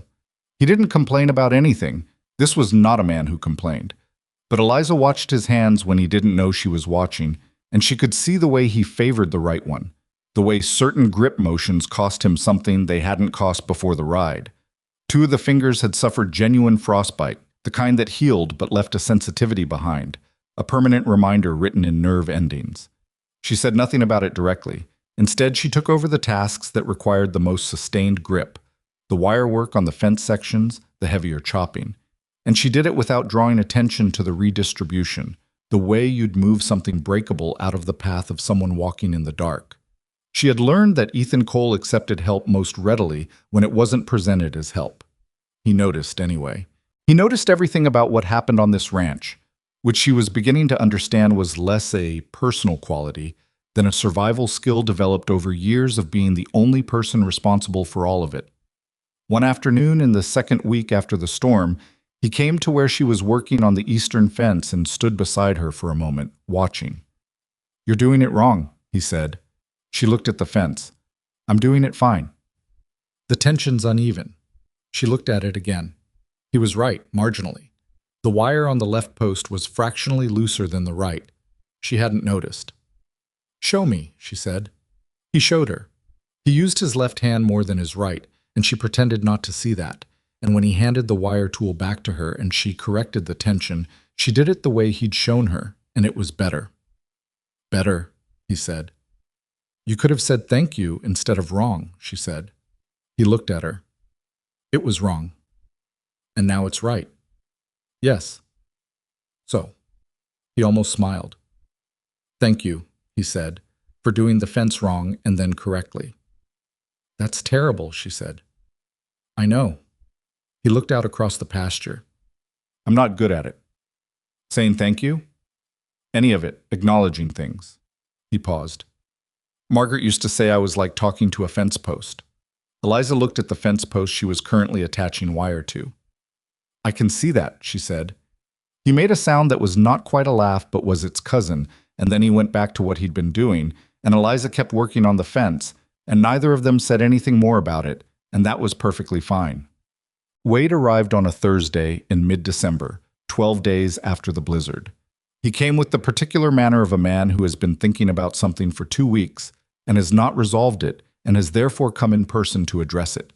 He rode in from the North Road in the early afternoon, and Eliza was in the yard when he arrived, and he dismounted and looked at her and said, without preamble, "I should have stayed." She looked at him. "I left before the storm," he said. "I should have—" "You couldn't have known." "No, but I should have stayed anyway." He was not a man who repeated himself, so the repetition was significant. "Ethan told me what happened, the fever, the ride." He looked toward the house. "The night." "Everyone's all right," Eliza said. "I know." He paused. "That's not—" He stopped and started again in the careful way of someone who is trying to say something precisely. "I came here 2 months ago because I was afraid you were going to damage something. I left without—" Another stop. "I owe you more than an apology for what I said in November." Eliza studied him. "You don't owe me anything," she said. "You told your brother the truth about my past. That was the right thing to do." "I also told him what to think about it." "Yes, you did." He held her gaze. "I was wrong about that." "You've said so." "I'm saying it again." She looked at him for a long moment. Wade Cole was not an easy man to read. He had some of the same quality Ethan had, that reserve, that preference for action over declaration. But she had gotten better at reading both of them over the past 2 months, the way you get better at reading any landscape you spend enough time in. What she saw in him now was genuine, not performed regret, not the social machinery of apology, but the actual thing, a man who had reconsidered and arrived somewhere different and was willing to say so. "Come inside," she said. "There's coffee." He tied his horse and followed her in. "We'll check." Ethan's face when he saw his brother in the doorway was complicated. There was relief in it, and something older than relief, some long-running current of feeling between two men who had grown up in the same house and then spent years building their differences into a kind of distance that was easier than whatever the alternative was. They shook hands. Then Ethan gripped his brother's shoulder briefly, the way men do when they want to do more than shake hands, but haven't worked out how to do more than that. "You look terrible," Wade said. "I rode 40 miles in a blizzard." "I heard." Wade looked at his brother's right hand. "How's the hand?" "Fine." "That's not what Dr. Ames said." Ethan looked at Eliza. "I didn't say anything to Wade," she said. "The doctor has his own mouth." "Ames talks too much," Ethan said. "Ames is right," Wade said. "The hand is fine." It was not fine, and all three of them knew it, and no one pushed further on it because that was also not how this family managed things. You stated your case once, and then you let it go, because repeatedly stating a case to an unmovable person was an exhaustion nobody needed. Nora, who was in her cradle near the fire, chose this moment to make a sound of extreme opinion about something. Probably the change in the room's atmosphere, probably the new voice. And Wade looked toward the cradle with an expression that was different from the one he'd had the first time he'd seen her. He went over. He crouched down the way Ethan did, the way Eliza had done, and he looked at Nora for a long moment. Nora looked back at him with the severe, considering expression she deployed on new things. She's bigger, Wade said. 2 months, Ethan said. They change fast. Wade put his finger against Nora's palm. The baby gripped it immediately. That reflexive, whole-handed grip that infants deploy without calculation, without trust or distrust, simply because something is there and grabbing is what they do. Wade looked at his finger in her hand for a moment. She's going to be all right, he said, not to anyone in particular. She's going to be loud, Eliza said. She's already loud. Nora, as if demonstrating the point, released Wade's finger and announced something at considerable volume. Ivy appeared from upstairs and looked at her uncle with the evaluating stillness she applied to all returning people, a kind of check, running the current version of them against whatever the previous version had been. You came back, she said. I did. You left before the storm. Wade looked at her. Yes. It was a bad one. I know. Eliza stayed up all night with Nora. Ivy delivered this information the way she delivered all information, plainly, without emotional color, which somehow made it land harder than if she'd said it with emphasis. Papa rode to get the doctor. His hand got hurt. Ivy, Ethan said. It's true. I know it's true. Wade looked at Eliza. She kept her face neutral. I know, Wade said to Ivy. That's partly why I came back. Ivy considered him. All right, she said, and went back upstairs. Wade looked at the ceiling she'd disappeared through. She forgives people fast, he said. She doesn't forgive them, Ethan said. She reassesses them. It's different. Where does she get that? Ethan didn't answer. He went to pour coffee. Eliza went to check on Nora. Wade stayed for 4 days. In those 4 days, something shifted between him and the ranch. Something that had been provisional before, some quality of visiting rather than belonging, loosened and began to settle. He worked alongside Ethan clearing the remaining storm damage. He fixed the barn door that had been hanging wrong since October. He sat at the kitchen table in the evenings while Ivy read and Eliza worked and Nora slept. And he drank coffee and talked to his brother in the low, sideways manner of men who have things to say but approach them from oblique angles. On the second evening, he sat next to Eliza while she was mending and said, without looking up from the table, He's happier. She kept her hands moving. He's exhausted. Both things. Wade turned his coffee cup in his hands. I've known Ethan for 35 years. He goes in one of two directions when things are hard. He either disappears into work or he goes flat, like a lamp that's been turned too low. He paused. After Margaret died, he went flat. Not just grieving, something below that. Something that worried me. Eliza said nothing. She kept mending. He's not flat anymore, Wade said. She looked at the stitch she was making. I'm not saying that to put something on you, he said. I'm saying it because I want you to know I see what's here, even if I was slow to see it the first time. She set down what she was mending. He works very hard, she said. He works himself past sense sometimes. He doesn't ask for help easily. I know. He blames himself for things that weren't his fault. Also no. Margaret's fever. He told you about that? She looked at him. Some of it. Wade was quiet for a moment. He thinks he waited too long. That if he'd gotten the doctor earlier, he shook his head. The doctor told him it wouldn't have mattered. The fever was the kind that it was going to do what it did regardless. Ethan doesn't believe that. No, Eliza said. He doesn't. Is that why he rode out in the blizzard? It was not quite a question. Partly, she said. He also rode out because Nora was sick and he needed to do something. Some people can manage by waiting. Ethan can't. She paused. I think that's a quality and a flaw at the same time. Wade looked at her for a long moment. You're right, he said. It is. He looked toward the window. Our father was the same way. Had to be doing something, always. Couldn't sit with uncertainty. He paused. Usually ended up doing the right thing. Sometimes ended up doing the dangerous one instead. The 40 miles, Eliza said. The 40 miles. He looked at her. And you staying up all night. That's different. Is it? She thought about it. The risk was different. What I did wasn't dangerous to me. No, just costly in a different way. He said it carefully. You've been giving this family things that cost you since October. I want you to know I see that." She looked at him. She was not accustomed to being seen that clearly by someone who had initially come to remove her. She wasn't sure what to do with it. She did what she usually did with things she didn't know how to handle yet. She held it at a slight distance and kept going. "I appreciate that," she said.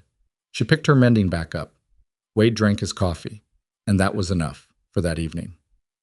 On the third night of Wade's visit, after the children were in bed and the dishes were done and the fire had been banked for the night, Ethan asked Eliza to sit at the table. Wade was still there. She looked at that, at the fact of both of them at the table, which felt deliberate, and she sat. Ethan put his hands flat on the table in the way he did when he was organizing his thoughts. "I want to talk to you about something," he said. She waited.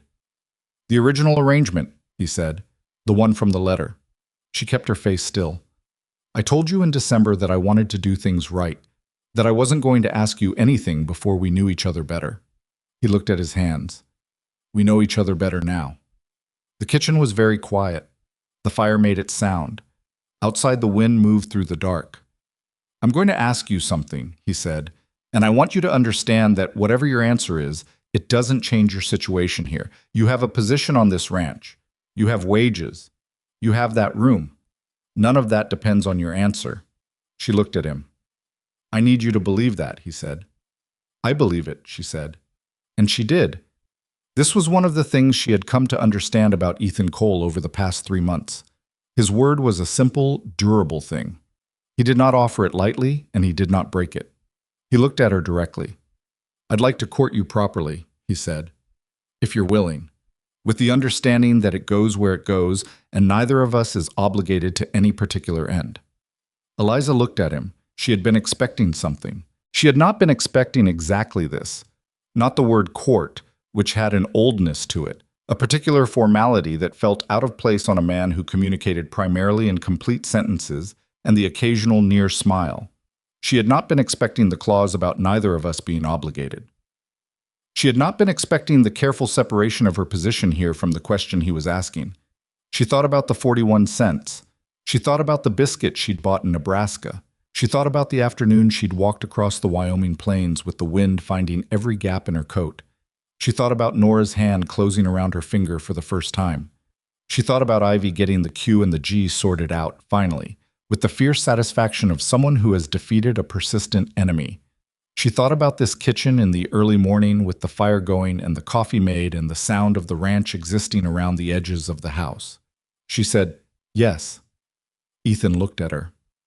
"Yes," she said again, clearly, without qualification.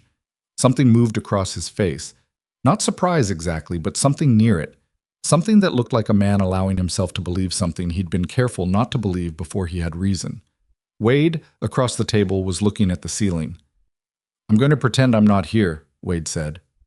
"You're failing at it," Ethan said. "I know." He stood up. "I'll check on the barn." "The barn is fine." "I'll check on it anyway." He took his coat from the peg.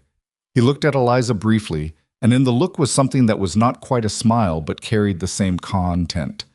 Then he went outside. The door closed. The kitchen was quiet again. Ethan looked at Eliza across the table. She looked back at him. "I don't know how to do this either," he said, "in case that's useful to know." "It's somewhat useful," she said. "It means we're starting from the same place." "Which is?" "Not knowing what we're doing, but doing it anyway." He thought about that. "That's how I've run this ranch for 12 years, he said. "How has it gone?" He looked around the kitchen, at the fire, at the roof that was still on the house after the worst storm in recent memory, at the children sleeping upstairs. "Well enough," he said. "Then we'll manage," Eliza said. January was different from December. Not warmer. January in Wyoming was not interested in warmth, but different in texture. The ranch had a settled quality that December had lacked. The emergency had passed. The roads cleared and then closed again, and then cleared again in the particular indecisive way of winter roads. Dr. Ames came by twice to check on Nora, and both times he declared her healthy with the specific satisfaction of a man who has a professional interest in good outcomes and doesn't always get them. Nora was, by January, extremely healthy. She was also, as Eliza had predicted, extremely loud. She had discovered that she had preferences and opinions, and that these could be communicated through the full deployment of her lungs, and she exercised this discovery frequently. She had preferences about who held her. She had preferences about the position in which she was held. She had a particular preference for being upright and facing outward, which she indicated by arching backward with considerable force if you tried to hold her any other way. Ethan handed her to Eliza one evening with an expression of mild defeat. "She's been doing this for 20 minutes, he said. Eliza took her, shifted her to the preferred position, upright, forward-facing, and Nora immediately stopped protesting and began conducting her outward survey of the room. Ethan looked at his daughter's satisfied face. "She does it for you," he said. "She does it for whoever puts her where she wants to be. She fights me. You hold her like she's made of something fragile. She is made of something fragile." "She's made of the same thing you're made of," Eliza said. "She just doesn't know it yet." Ethan looked at Nora, who was currently examining the far wall of the kitchen with deep interest. "She looks like her mother," he said. He said it the same way he always said it, not with grief exactly, more with the particular quality of someone naming a thing they've made their peace with, mostly. "She's going to give you trouble," Eliza said. "I know." "She already gives you trouble." "I know that too." He paused. "She gives everyone trouble except you." "That's not true. She gives me plenty of trouble." "But you don't look troubled." Eliza considered Nora's profile, the firm little jaw, the expression of absolute authority over whatever she was surveying. "I find her funny," she said. Ethan looked at her. "She's 7 months old and she already knows exactly what she wants and is completely willing to make everyone around her miserable until she gets it," Eliza said. "That's funny." He looked at Nora. "You find that funny," he said. "It's either funny or it's exhausting. I prefer funny." He was quiet for a moment. "Margaret found her exhausting," he said. "From before she was born. She said—" He stopped. He had a way of stopping himself when he was about to say something personal, a habit of self-editing that had probably developed over years of having no one to say personal things to. "She said this one was going to be stubborn. She said she could feel it. She wasn't wrong." "No." He looked at Nora, who had finished with the wall and was now examining the ceiling. She would have found a way with her. Margaret was stubborn herself. She would have met her at the same level. "Like Ivy," Eliza said. "What do you mean?" "The way you manage Ivy. You meet her at the same level. You don't try to soften her or redirect her. You just negotiate." Ethan thought about this. "I suppose," he said. "It works. Sometimes. More than sometimes." He looked at her. "You think I'm doing it right?" It was such a direct question from a man who rarely asked direct questions that it caught her off guard. "I think you're doing it honestly," she said, "which is better than right." He looked at her for a moment longer. Then he reached over and took Nora back, setting her in the position she preferred, and the baby tolerated this with good grace because she was apparently in a cooperative mood. Small victories, Eliza thought. That was how things changed on this ranch. Small victories accumulated over enough time became something you could trust. The courting, such as it was, did not look the way courting was supposed to look. There were no formal calls, no chaperoned parlor visits, no flowers, which would have been difficult to arrange in January in Wyoming regardless. There was no particular ceremony to it at all. What there was this. Two people who had been living in the same house for 3 months beginning to have different kinds of conversations than the ones they'd been having before. Beginning to ask each other things they hadn't asked. Beginning to say things they'd previously left in the category of things not said. It happened in the evening mostly, after the children were in bed and the house was quiet. They would sit in the kitchen, him with his coffee, her with her mending or her reading, the fire going, and they would talk. Not always about important things. Sometimes about the cattle, the ranch, the spring plans. Sometimes about nothing in particular, what Ivy had said that day that had surprised them both. Whether the road would be clear by February, the state of the eastern pasture. But sometimes about other things. One evening he asked about her family. She had been waiting for this question, in the way you wait for something you know is coming but can't control the timing of. "My mother died when I was 9, she said. "Fever." She said it without looking at him, watching her own hands. My father remarried. The woman he married was not... She wasn't cruel exactly. She was just somebody who had her own children and her own life, and she didn't have extra room in it. So you left. When I was 16, I went to work for a family in the next county, cleaning and cooking and minding their children.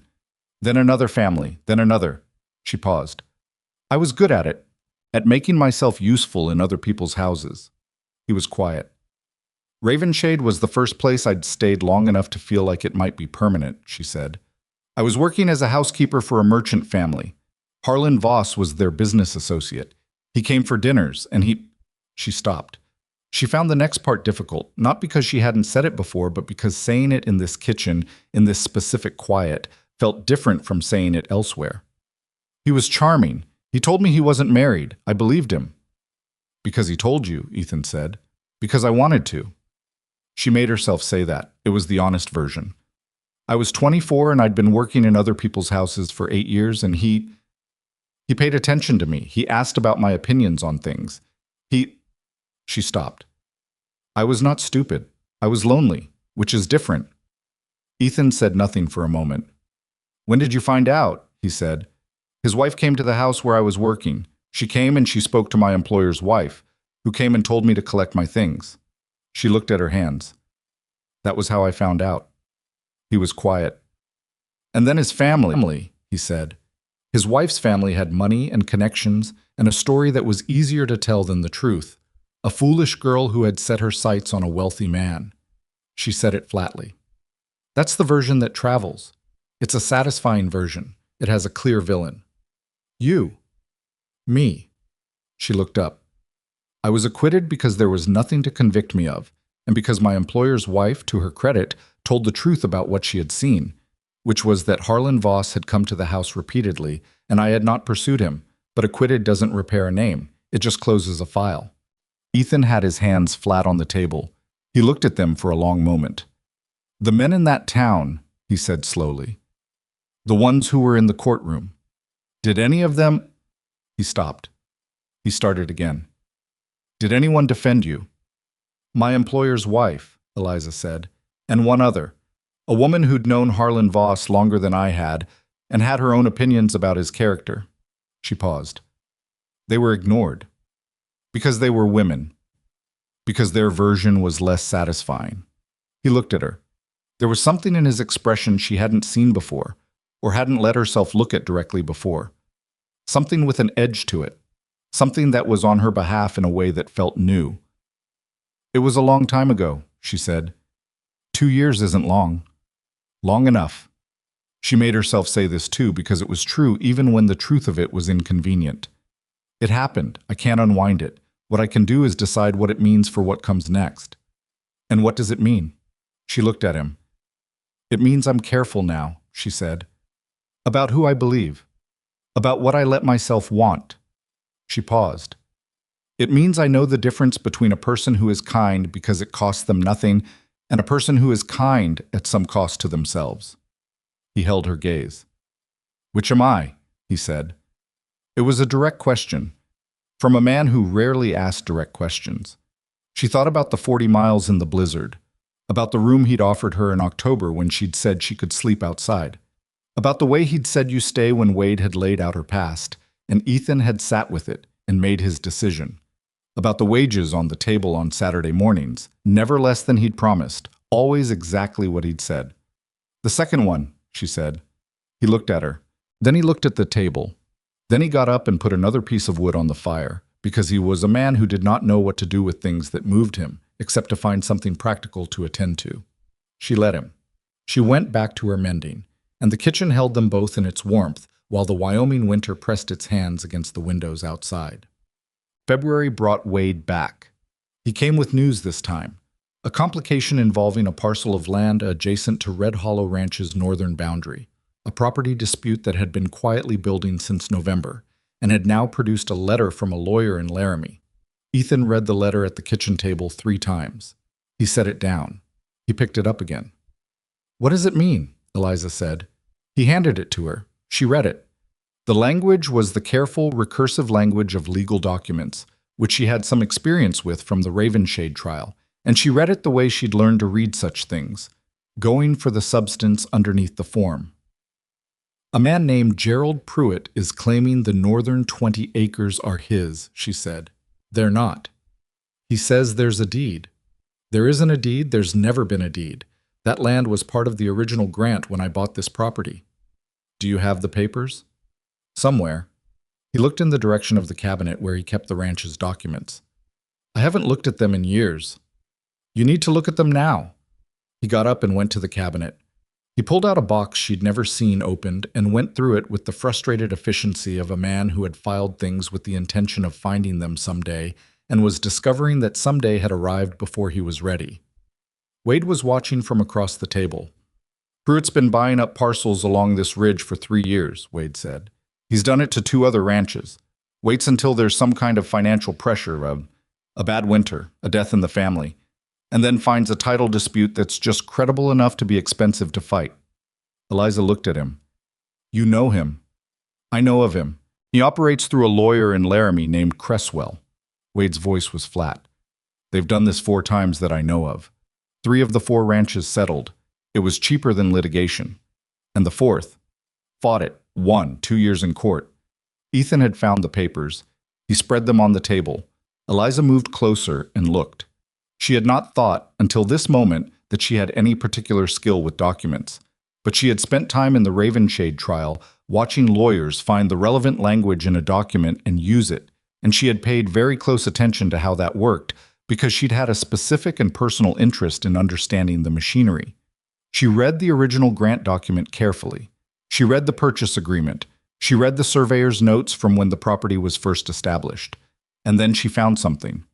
This line, she said. She pointed. This is the boundary description. It references the creek. Ethan looked. The north boundary follows the creek bed to the junction with the upper ridge, she read. Where's the creek? It runs along the north edge, Ethan said. Has since I've owned the property, since before. Is it on the northern 20 acres? He paused. Yes, he said. Then the 20 acres is inside your boundary, not outside it. The creek is the boundary. Everything east of the creek is yours. Wade looked at the document. He read the line she was pointing at. He looked at Eliza. She's right, he said. I know she's right, Ethan said. He was reading it now too, his finger tracing the language she'd identified. I know she's right. He looked up. How did you see that? I read carefully, Eliza said. And I've sat in a courtroom and watched lawyers use documents, which means I watched what they looked for. Ravenshade, Wade said. Ravenshade, she said. A silence. So Pruitt's claim is wrong, Ethan said. Pruitt's lawyer knows it's wrong, Wade said. He's counting on you not being able to prove it quickly or not wanting the expense of proving it. Ethan's jaw set. Eliza had seen that expression before. That was the expression of a man who had decided something and would not be moved from it. I'm going to Laramie, he said. When? Wade said. When the road allows. Soon as it allows. I'll go with you. Ethan looked at his brother. Something passed between them, some settling of old weights, some redistribution of a burden that had been carried too far in one direction for too long. All right, Ethan said. He looked at Eliza. She had been watching the 2 of them. She had been tracking what she saw, which was brothers who had spent years managing their differences from a distance beginning, in the presence of a shared problem, to stand on the same side of something again. You should take copies of all of these, she said. She gestured at the documents. Not the originals, copies. And you should have the surveyor's notes looked at by someone who understands the land, so you can explain the creek boundary in terms the judge will follow without needing to read the technical language himself. Both men looked at her. Courts don't like technical language, she said. They like a clear story. The story here is simple. Your deed says the creek is the boundary. The creek is on your land, therefore the 20 acres is yours. She paused. Make sure whoever speaks for you can tell that story without documents. Wade looked at Ethan. Where did you find her? He said. Nebraska, Ethan said, without looking away from Eliza. She looked back at him. I'll make copies of everything tonight, she said. You should go over them before you leave. She pulled the documents toward her. She spent the next 2 hours making careful, precise copies by lamplight, while Ethan and Wade talked at the table, planning the trip, working through what they knew of Pruitt and what they'd need to establish in Laramie. She could hear them as she worked, not every word but the cadence of it, the particular rhythm of two men who are actually working together for the first time in a long time and finding that it is not as difficult as the years of distance might have suggested. At some point, Ethan put a cup of coffee near her hand without interrupting what she was doing. She didn't look up. She kept writing, but she was aware of the cup there, warm near her hand. And she was aware of the fact that this was what it was. Not a grand gesture, not a declaration, just a man who had noticed she'd been working for 2 hours and thought she might want coffee and brought it without needing anything in return for bringing it. She finished the copies. She organized them with the originals and left them in 2 clear stacks on the table. Then she looked at Ethan. "You'll be all right in Laramie," she said. He looked at the documents, then at her. "Because of these," he said. "Because you have what you need," she said. "You just have to go and use it." He held her gaze for a moment, then he nodded.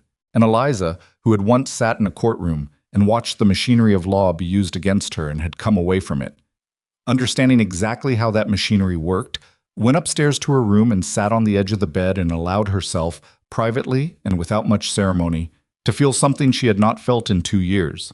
Not happiness, exactly. Not yet. Something quieter and more durable than happiness. Something that felt like being capable of use. Something that felt like mattering. She sat with it for a while. Outside, the February wind moved across the plains. Inside, Ethan Cole sat at a kitchen table with his brother and the documents that would keep his land, and somewhere in those documents was a line that Eliza Hartwell had found, in a cabinet that had been closed too long, at a table she'd been welcomed to by a man who was learning, slowly and imperfectly, how to let someone stay. Ethan and Wade left for Laramie on a Thursday morning in late February, when the road had been clear for 4 consecutive days, and the temperature had risen just enough to make travel possible without being foolish about it. Eliza stood in the yard and watched them go. She had given Ethan the copied documents in a leather folder she'd found in the cabinet, organized in the order she thought would be most useful. The original grant first, then the purchase agreement, then the surveyor's notes with the relevant passage marked in the margin with a small, precise line. She had written a brief summary on a separate sheet explaining the creek boundary argument in plain language, the kind of language a tired judge could follow without needing to think too hard about it. Ethan had taken the folder and looked at it, and then looked at her. "This is good work," he said. "It's accurate work," she said. "Whether it's good depends on the judge." He had almost smiled. Then he'd ridden out with his brother, and Eliza had watched the 2 of them grow small against the white plains until the road bent north and they were gone. She went back inside. Ivy was at the table with her slate. She had progressed over the winter, from letters to words to short sentences. And she now composed her sentences with the particular ambition of someone who has discovered that language is a tool and is interested in how sharp she can make it. This morning's sentence, which she showed Eliza without being asked, read, "The cow named Biscuit has a rude expression." "That's factually accurate," Eliza said. "I know." Ivy looked at it with satisfaction. "Can a sentence be true and also be a good sentence?" "The best ones usually are." Ivy wrote it down on a separate piece of paper, apparently for future reference. Nora was in her cradle doing what she did most mornings now, conducting a loud and detailed monologue directed at the ceiling, which she had decided was one of the more interesting features of her environment. She had, in the past month, developed a vocabulary of approximately 6 sounds, each deployed with specific intent, and she used them with the confidence of someone who considers herself perfectly well understood. Eliza looked at the 2 of them. She thought about the woman who had walked through that door in October. That woman had been so focused on survival, on the next 24 hours, on whether there would be a floor to sleep on and food to eat and a place where no one knew her name, that she had not allowed herself to want anything larger than that. Wanting larger things was expensive. Wanting larger things was how you ended up standing in a courtroom in Ohio, watching people who owed you nothing decide your fate for reasons that had nothing to do with you. She had learned to want small things. And then she had come to this ranch, and the small things had accumulated, quietly and without announcement, into something she didn't have a word for yet. She made breakfast. She kept working. Ethan and Wade returned on Saturday afternoon. She heard the horses in the yard and came to the door, and she read the answer in Ethan's posture before he'd dismounted, the particular way he carried himself when something had gone right, which was different from his ordinary posture only in a small loosening around the shoulders, a fraction of ease tension that she had learned to recognize because it was so infrequent. He came inside. He put the leather folder on the table. "It's settled," he said. She looked at him. "Pruitt's lawyer tried to argue the survey language was ambiguous," he said. "The judge read the passage, the one you marked." He paused. He read it twice. Then he asked Cresswell to explain how the creek boundary was ambiguous, and Cresswell couldn't explain it because it wasn't ambiguous, and the judge knew it wasn't ambiguous because you'd written the plain version on the separate sheet, and I gave that to him first. Eliza looked at the folder. "The claim is dismissed," Ethan said. "The northern 20 acres is confirmed as part of this property. Pruitt is responsible for the court costs." Wade came in behind him, stamping snow from his boots. "She beat a Laramie lawyer with a piece of paper and one marked sentence," Wade said. He was talking to the room in general, with the satisfied tone of someone who has watched something he enjoyed. "I didn't beat anyone," Eliza said. "The deed beat him. I just found the relevant part." "That is the same thing," Wade said. She shook her head, but she was aware of something moving through her that she did not want to examine too directly in front of other people. A warmth, a specific satisfaction that was different from the satisfaction of ordinary work. This was the satisfaction of having been useful in a way that required her particular experience, her particular damage. The thing Harlan Voss's family had put her through had taught her how courts read documents, how lawyers obscure simple truths, how a clean, clear sentence can cut through pages of calculated confusion. She had spent 2 years carrying that knowledge as only a wound. Today, it had been something else. Ethan was looking at her. "Thank you," he said. She met his eyes. "You're welcome," she said, and meant it completely. March came. The snow began to recede from the lower ground first, the pastures emerging in uneven patches of brown and gray-green, the creek running higher and faster than it had all winter with the snowmelt coming off the ridge. The cattle were restless with the change in season. They always were, Ethan said, every year, as though they couldn't quite trust it, as though spring felt like a promise the world had broken before and might break again. Eliza understood the cattle's skepticism. But spring kept its promise this year, advancing steadily through March, and by the first week of April, the lower pastures were genuinely green, and the mornings were cold but not brutal, and the particular quality of the light had shifted, longer, warmer at the edges, with a clarity that made everything look slightly more real than it had been under the winter sky. It was on an April evening, the air still cool but carrying the smell of the creek and the new grass, that Ethan came inside and sat at the table and looked at Eliza with the expression of a man who has been working his way toward a conversation for some time and has finally decided to have it. She was feeding Nora, who was now 8 months old, and conducting the project of eating with the comprehensive focus she applied to all activities she considered important. "I want to ask you something," Ethan said. "All right." He put his hands flat on the table. "Not about the land," he said. "Not about the ranch." She waited. He looked at his hands. "We said we'd see where things went," he said. "We have. I have." He looked up. "I know where I am. I want to know where you are." Nora reached up and grabbed Eliza's finger, which she frequently did in the middle of meals as though claiming a secondary resource. Eliza looked at the baby's hand on hers. She thought about how to say the true thing in a way that was accurate and not excessive. She had a tendency, she knew, to understate things, to manage the version of herself she showed people so that the version couldn't be used against her. It was a habit built from necessity. It was also, she had been slowly understanding, a habit she needed to put down in this kitchen, with this man, because he had been nothing but honest with her, and he deserved honesty in return. "I stopped thinking about leaving in November," she said. "And then I stopped thinking about the fact that I'd stopped thinking about it, which is a different stage." He looked at her. "I'm here," she said simply. "Not because I have nowhere else. Not because it's practical. Because I want to be here." She paused. "Because this is where I want to be."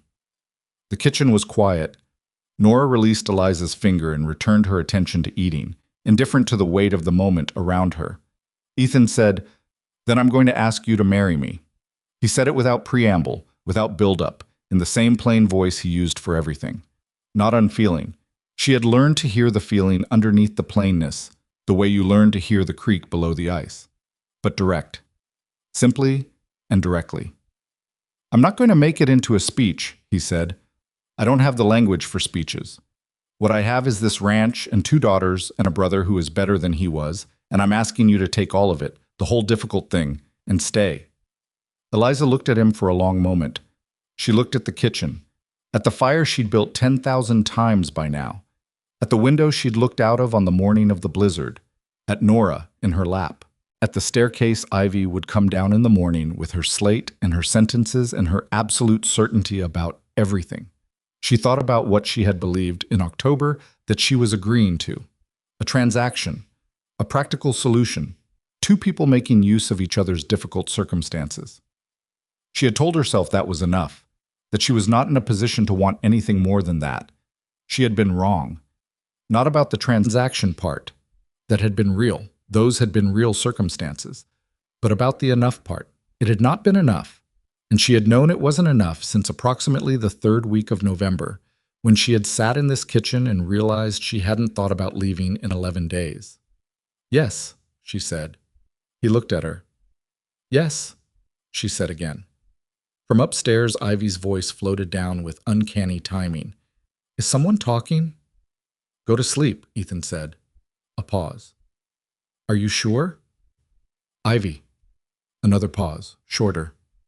"All right." Silence. Eliza and Ethan looked at each other. "She was listening," Eliza said. "She's always listening." "She'll know by morning." "She probably already knows." Eliza looked toward the staircase. "She won't mind," she said. It was not a question. She had spent 6 months watching Ivy, watching the way the girl tracked her, the way she'd folded Eliza into her assessment of the household with the same unsentimental practicality she applied to everything. Ivy did not love easily, but she was loyal to the things she decided mattered, with a totality that was both 7 years old and something much older. "No," Ethan said. "She won't mind." Nora, finished with her meal and apparently done tolerating being overlooked, announced this at considerable volume. Ethan picked her up. She immediately demanded the upright forward-facing position and then, having achieved it, looked around the kitchen with satisfaction as though she had arranged everything to her specifications. "She's going to run this ranch in 20 years, Eliza said. "She's going to run everything in 20 years, Ethan said. "That's why I'm teaching her the cattle now. Better she has somewhere specific to focus it." Eliza smiled.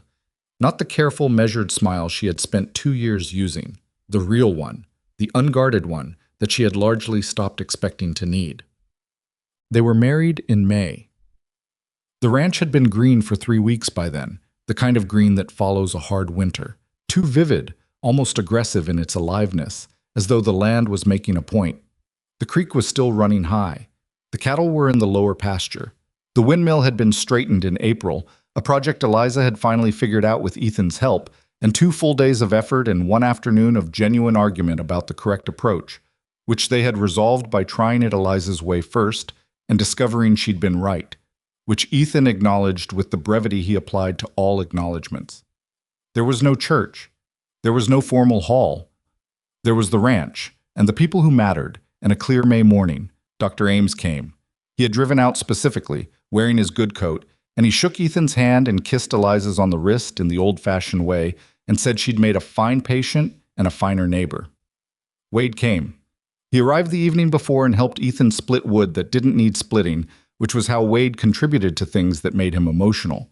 He found something physical to do and did it very thoroughly. Ivy wore a dress that fit her properly, one Eliza had made through March from fabric Wade had brought from town. She stood very straight throughout and paid close attention to everything, the way she paid close attention to all things she had decided were significant.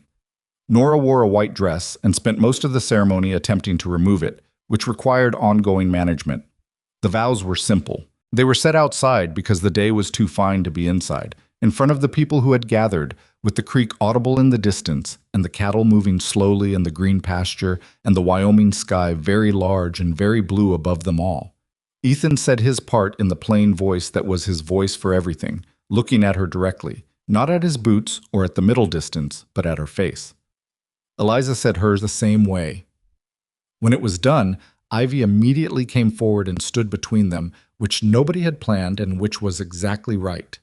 Wade shook Ethan's hand and then turned to Eliza and held out his hand, and when she took it, he held it for a moment and said quietly, so only she could hear, "I'm glad you answered that letter." She looked at him. "So am I," she said. The years did not become easier exactly. That was the thing about the frontier that no one who had not lived it could fully understand from the outside. It did not reward the people who stayed with easier lives. It simply rewarded them with a different relationship to difficulty. The drought still came. 2 bad summers in a row in the late years of the decade stripped the lower pasture and made the cattle market brutal.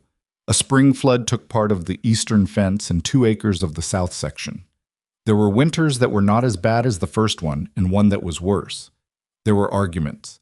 Eliza and Ethan were not people who avoided conflict. They were people who had opinions and expressed them, and sometimes their opinions were different, and sometimes the arguments ran long and left one or both of them saying things sharper than they'd intended.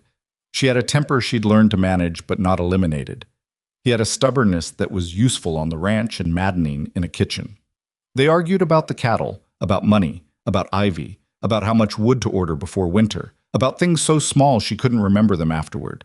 They always came back to the same place, not because the arguments resolved cleanly, they didn't, or not always, but because they had both chosen to keep coming back, and that choice renewed itself every morning, quietly, without ceremony, in the particular way of decisions made not once but repeatedly. Ivy grew. She grew in the direction Eliza had seen from the beginning, sharp, direct, relentlessly curious, with a specific passion for understanding how things worked that eventually focused itself on medicine. By the time she was 12, she was reading Dr. Ames's books. By the time she was 15, she was asking questions Ames found genuinely interesting. By the time she was 17, he had written a letter on her behalf to a medical college that had recently begun accepting women. And Ivy had read the letter and found one phrase she wanted changed and asked Ames to change it. And Ames had looked at her for a long moment and then changed it. She left for school at 18. The morning she left, Eliza stood in the yard and watched the wagon carry her toward the road, and she did not cry until the wagon turned north and Ivy's straight back disappeared around the bend. And then she stood in the yard and cried for about 4 minutes, and then wiped her face and went inside and made breakfast, because the ranch did not stop for departures, which was a quality she had always understood and today found temporarily unbearable. Ethan came in from the barn and saw her face and didn't say anything.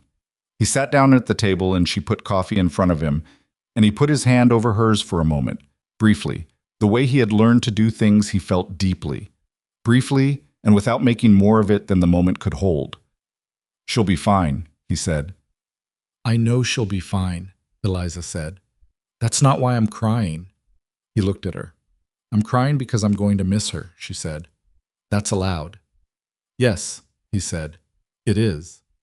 She sat down across from him. They drank their coffee. Nora came downstairs at this point, 9 years old and already in her boots, already planning her morning in the direction of the pasture, where she had been negotiating a complicated relationship with a young heifer she'd named Temperance. She saw Eliza's face and stopped. "Are you sad about Ivy?" she said. "Yes." Nora came and hugged her, briefly, and with the focused physical intensity she brought to all things, and then stepped back. "She'll come back," Nora said. "I know. She told me she would, at Christmas and in summers." Nora was already moving toward the door. "She said she'd write. She writes good letters." "She writes well," Eliza said. "That too." The door opened. "Can I take Temperance to the south pasture?" "Ask your father." Ethan looked at his younger daughter. "After morning chores," he said. She was gone before he'd finished the sentence. Eliza looked at the door she'd gone through. She thought about a 5-month-old baby burning with fever in a cold cradle. She thought about a 7-year-old in a dress too large for her, standing at the bottom of a staircase and watching a stranger walk through the door, deciding in the space of a breath whether to trust her or not. She thought about how much territory stretched between that moment and this kitchen, this morning, this cup of coffee, this man across the table from her who was reading the surveyor's report for the south section and who would, in approximately 4 minutes, find something he disagreed with and say so plainly. She had come to Wyoming believing she was making a practical decision. She had been right, but not in the way she'd meant. The practical decision, the real one, the one that had changed everything, was not answering Ethan's letter. It was walking through the gate when she heard Nora crying. It was staying up through the blizzard night. It was handing Wade the truth and letting him do what he wanted with it. It was making the copies of the documents. It was finding the marked sentence.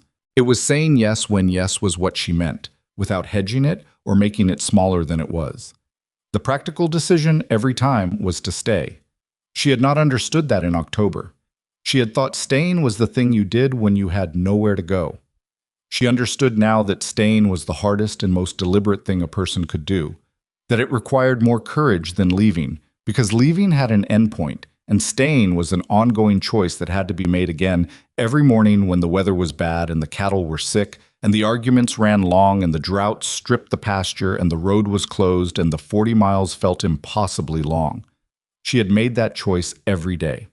Not always gracefully, not always without doubt. There had been an autumn in the second year when the drought hit the lower pasture and the cattle losses were bad, and she and Ethan had argued for 3 consecutive evenings about a decision she thought was wrong and he'd made anyway, and she had sat in the room that was now hers and thought, clearly, without panic but clearly, that she could leave. She had wages saved. She had skills. She could find another position. She was not trapped here. She had sat with that for a while, and then she had gone back downstairs. Not because she had nowhere to go, because this was where she was going. Ivy came home at Christmas. She came home the following summer. She wrote letters, long ones, detailed and specific, full of the medical information she was accumulating and the opinions she was forming and the things she was finding difficult, which she reported plainly because she had been raised in a house where plainness was considered a courtesy. She became a doctor. It took 7 years. She practiced first in a larger city, and then, after 3 years, came back to Wyoming. Not to Red Hollow Ranch, but to the nearest town, where she set up a small practice and became the kind of doctor that towns like that needed and too rarely had. She delivered babies. She managed fevers. She understood that people in her county could not always afford to wait for someone to ride 40 miles in a blizzard. She came to Sunday dinner most weeks.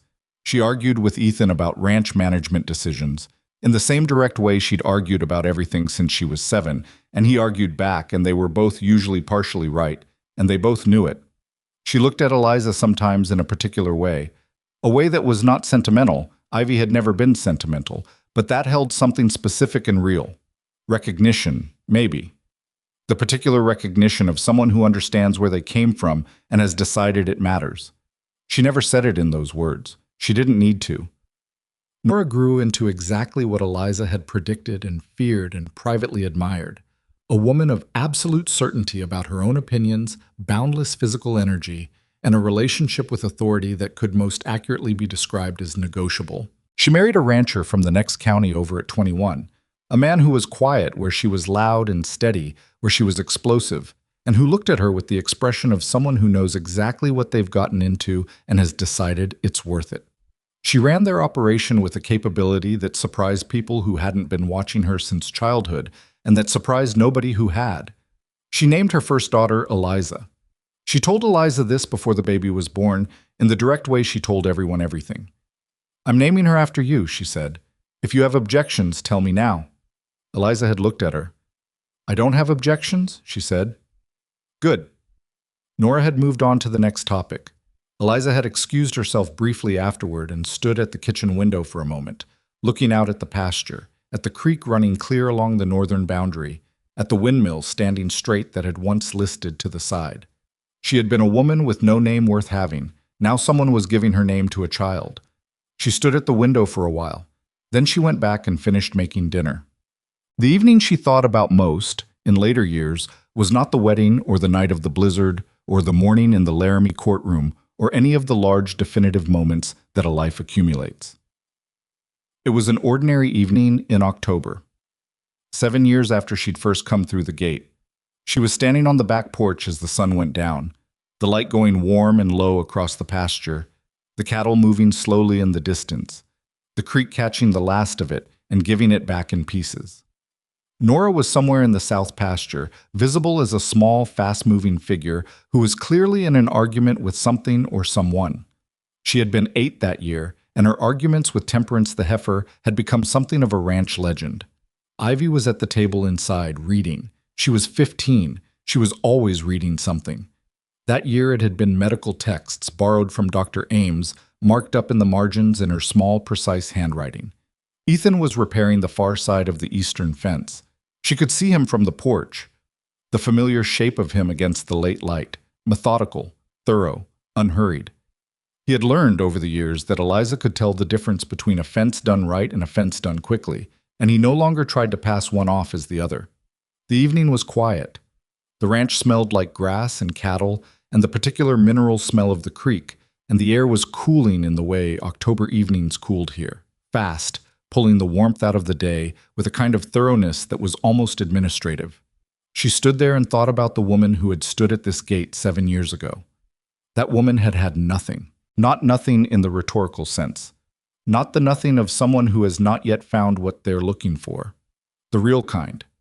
41 cents, one suitcase, shoes with the lining coming away, a coat that wasn't equal to the wind, a name that had been so thoroughly damaged she'd stopped using it in towns where people might have heard it, a history that had become a story people told about her, a story they preferred to the truth because it was more satisfying. She had carried all of that across the plains and through this gate and into this house, and she had left most of it somewhere along the way. Not all of it. You didn't leave that kind of history entirely. It became part of your structure, the way a broken bone heals into something that's neither what it was before nor a weakness. She knew things she would rather not know. She was careful in ways that sometimes cost her.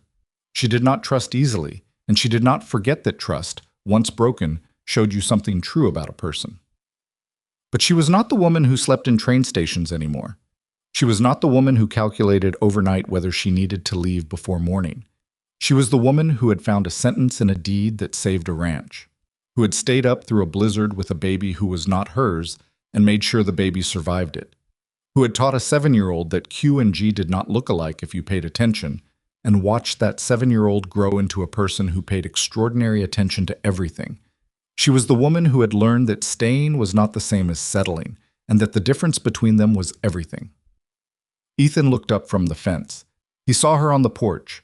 He raised one hand, not a wave exactly, just the lift of a hand, the acknowledgement of a man who has seen what he needed to see and is satisfied by it.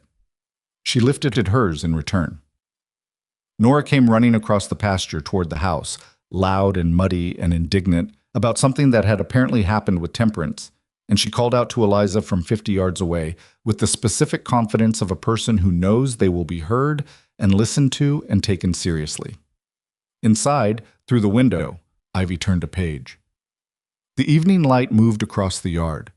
Eliza stood on the porch of a house that was hers, on land that was hers, with a family that was hers, not because any of them had been born to her, not because any of them had been handed to her, but because she had stayed long enough and worked hard enough and been honest enough, and so had they. And that was how families were built, by people who had to build them rather than inherit them. There was a lesson in that, if you were looking for one. The lesson was not that suffering produces reward, because it doesn't, not reliably, not cleanly.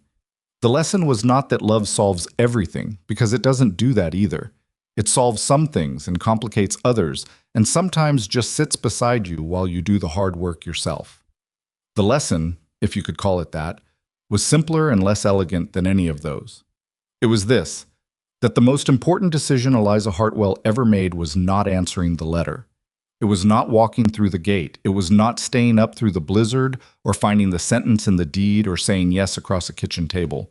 The most important decision she made was to keep going. Not because she could see where she was going, not because someone had promised her it would be worth it, but because she was still standing at the end of every hard day, and as long as she was standing, she could keep going. And as long as she could keep going, the story wasn't over. She had arrived in Wyoming with nothing but that. It had been enough. Nora reached the porch steps and started talking immediately, loudly, about temperance, about the unfairness of cows in general, about several other matters of urgent importance. Eliza listened. She put her arm around her daughter's shoulders, and she listened, and behind her the house was warm and full of the sound of ivy turning pages, and outside the evening light was going gold across the pasture, and somewhere on the far side of the eastern fence, Ethan Cole was doing a job properly, which was the only way he knew how to do anything. The October air moved across the plains, The windmill turned. The creek ran clear along the northern boundary, and Eliza Hartwell, who had once been a woman with nowhere to go, stood in the exact center of the place she had chosen and the place that had chosen her back, and understood that this was what it felt like to be exactly where you were supposed to be. Not perfect, not easy. Hers.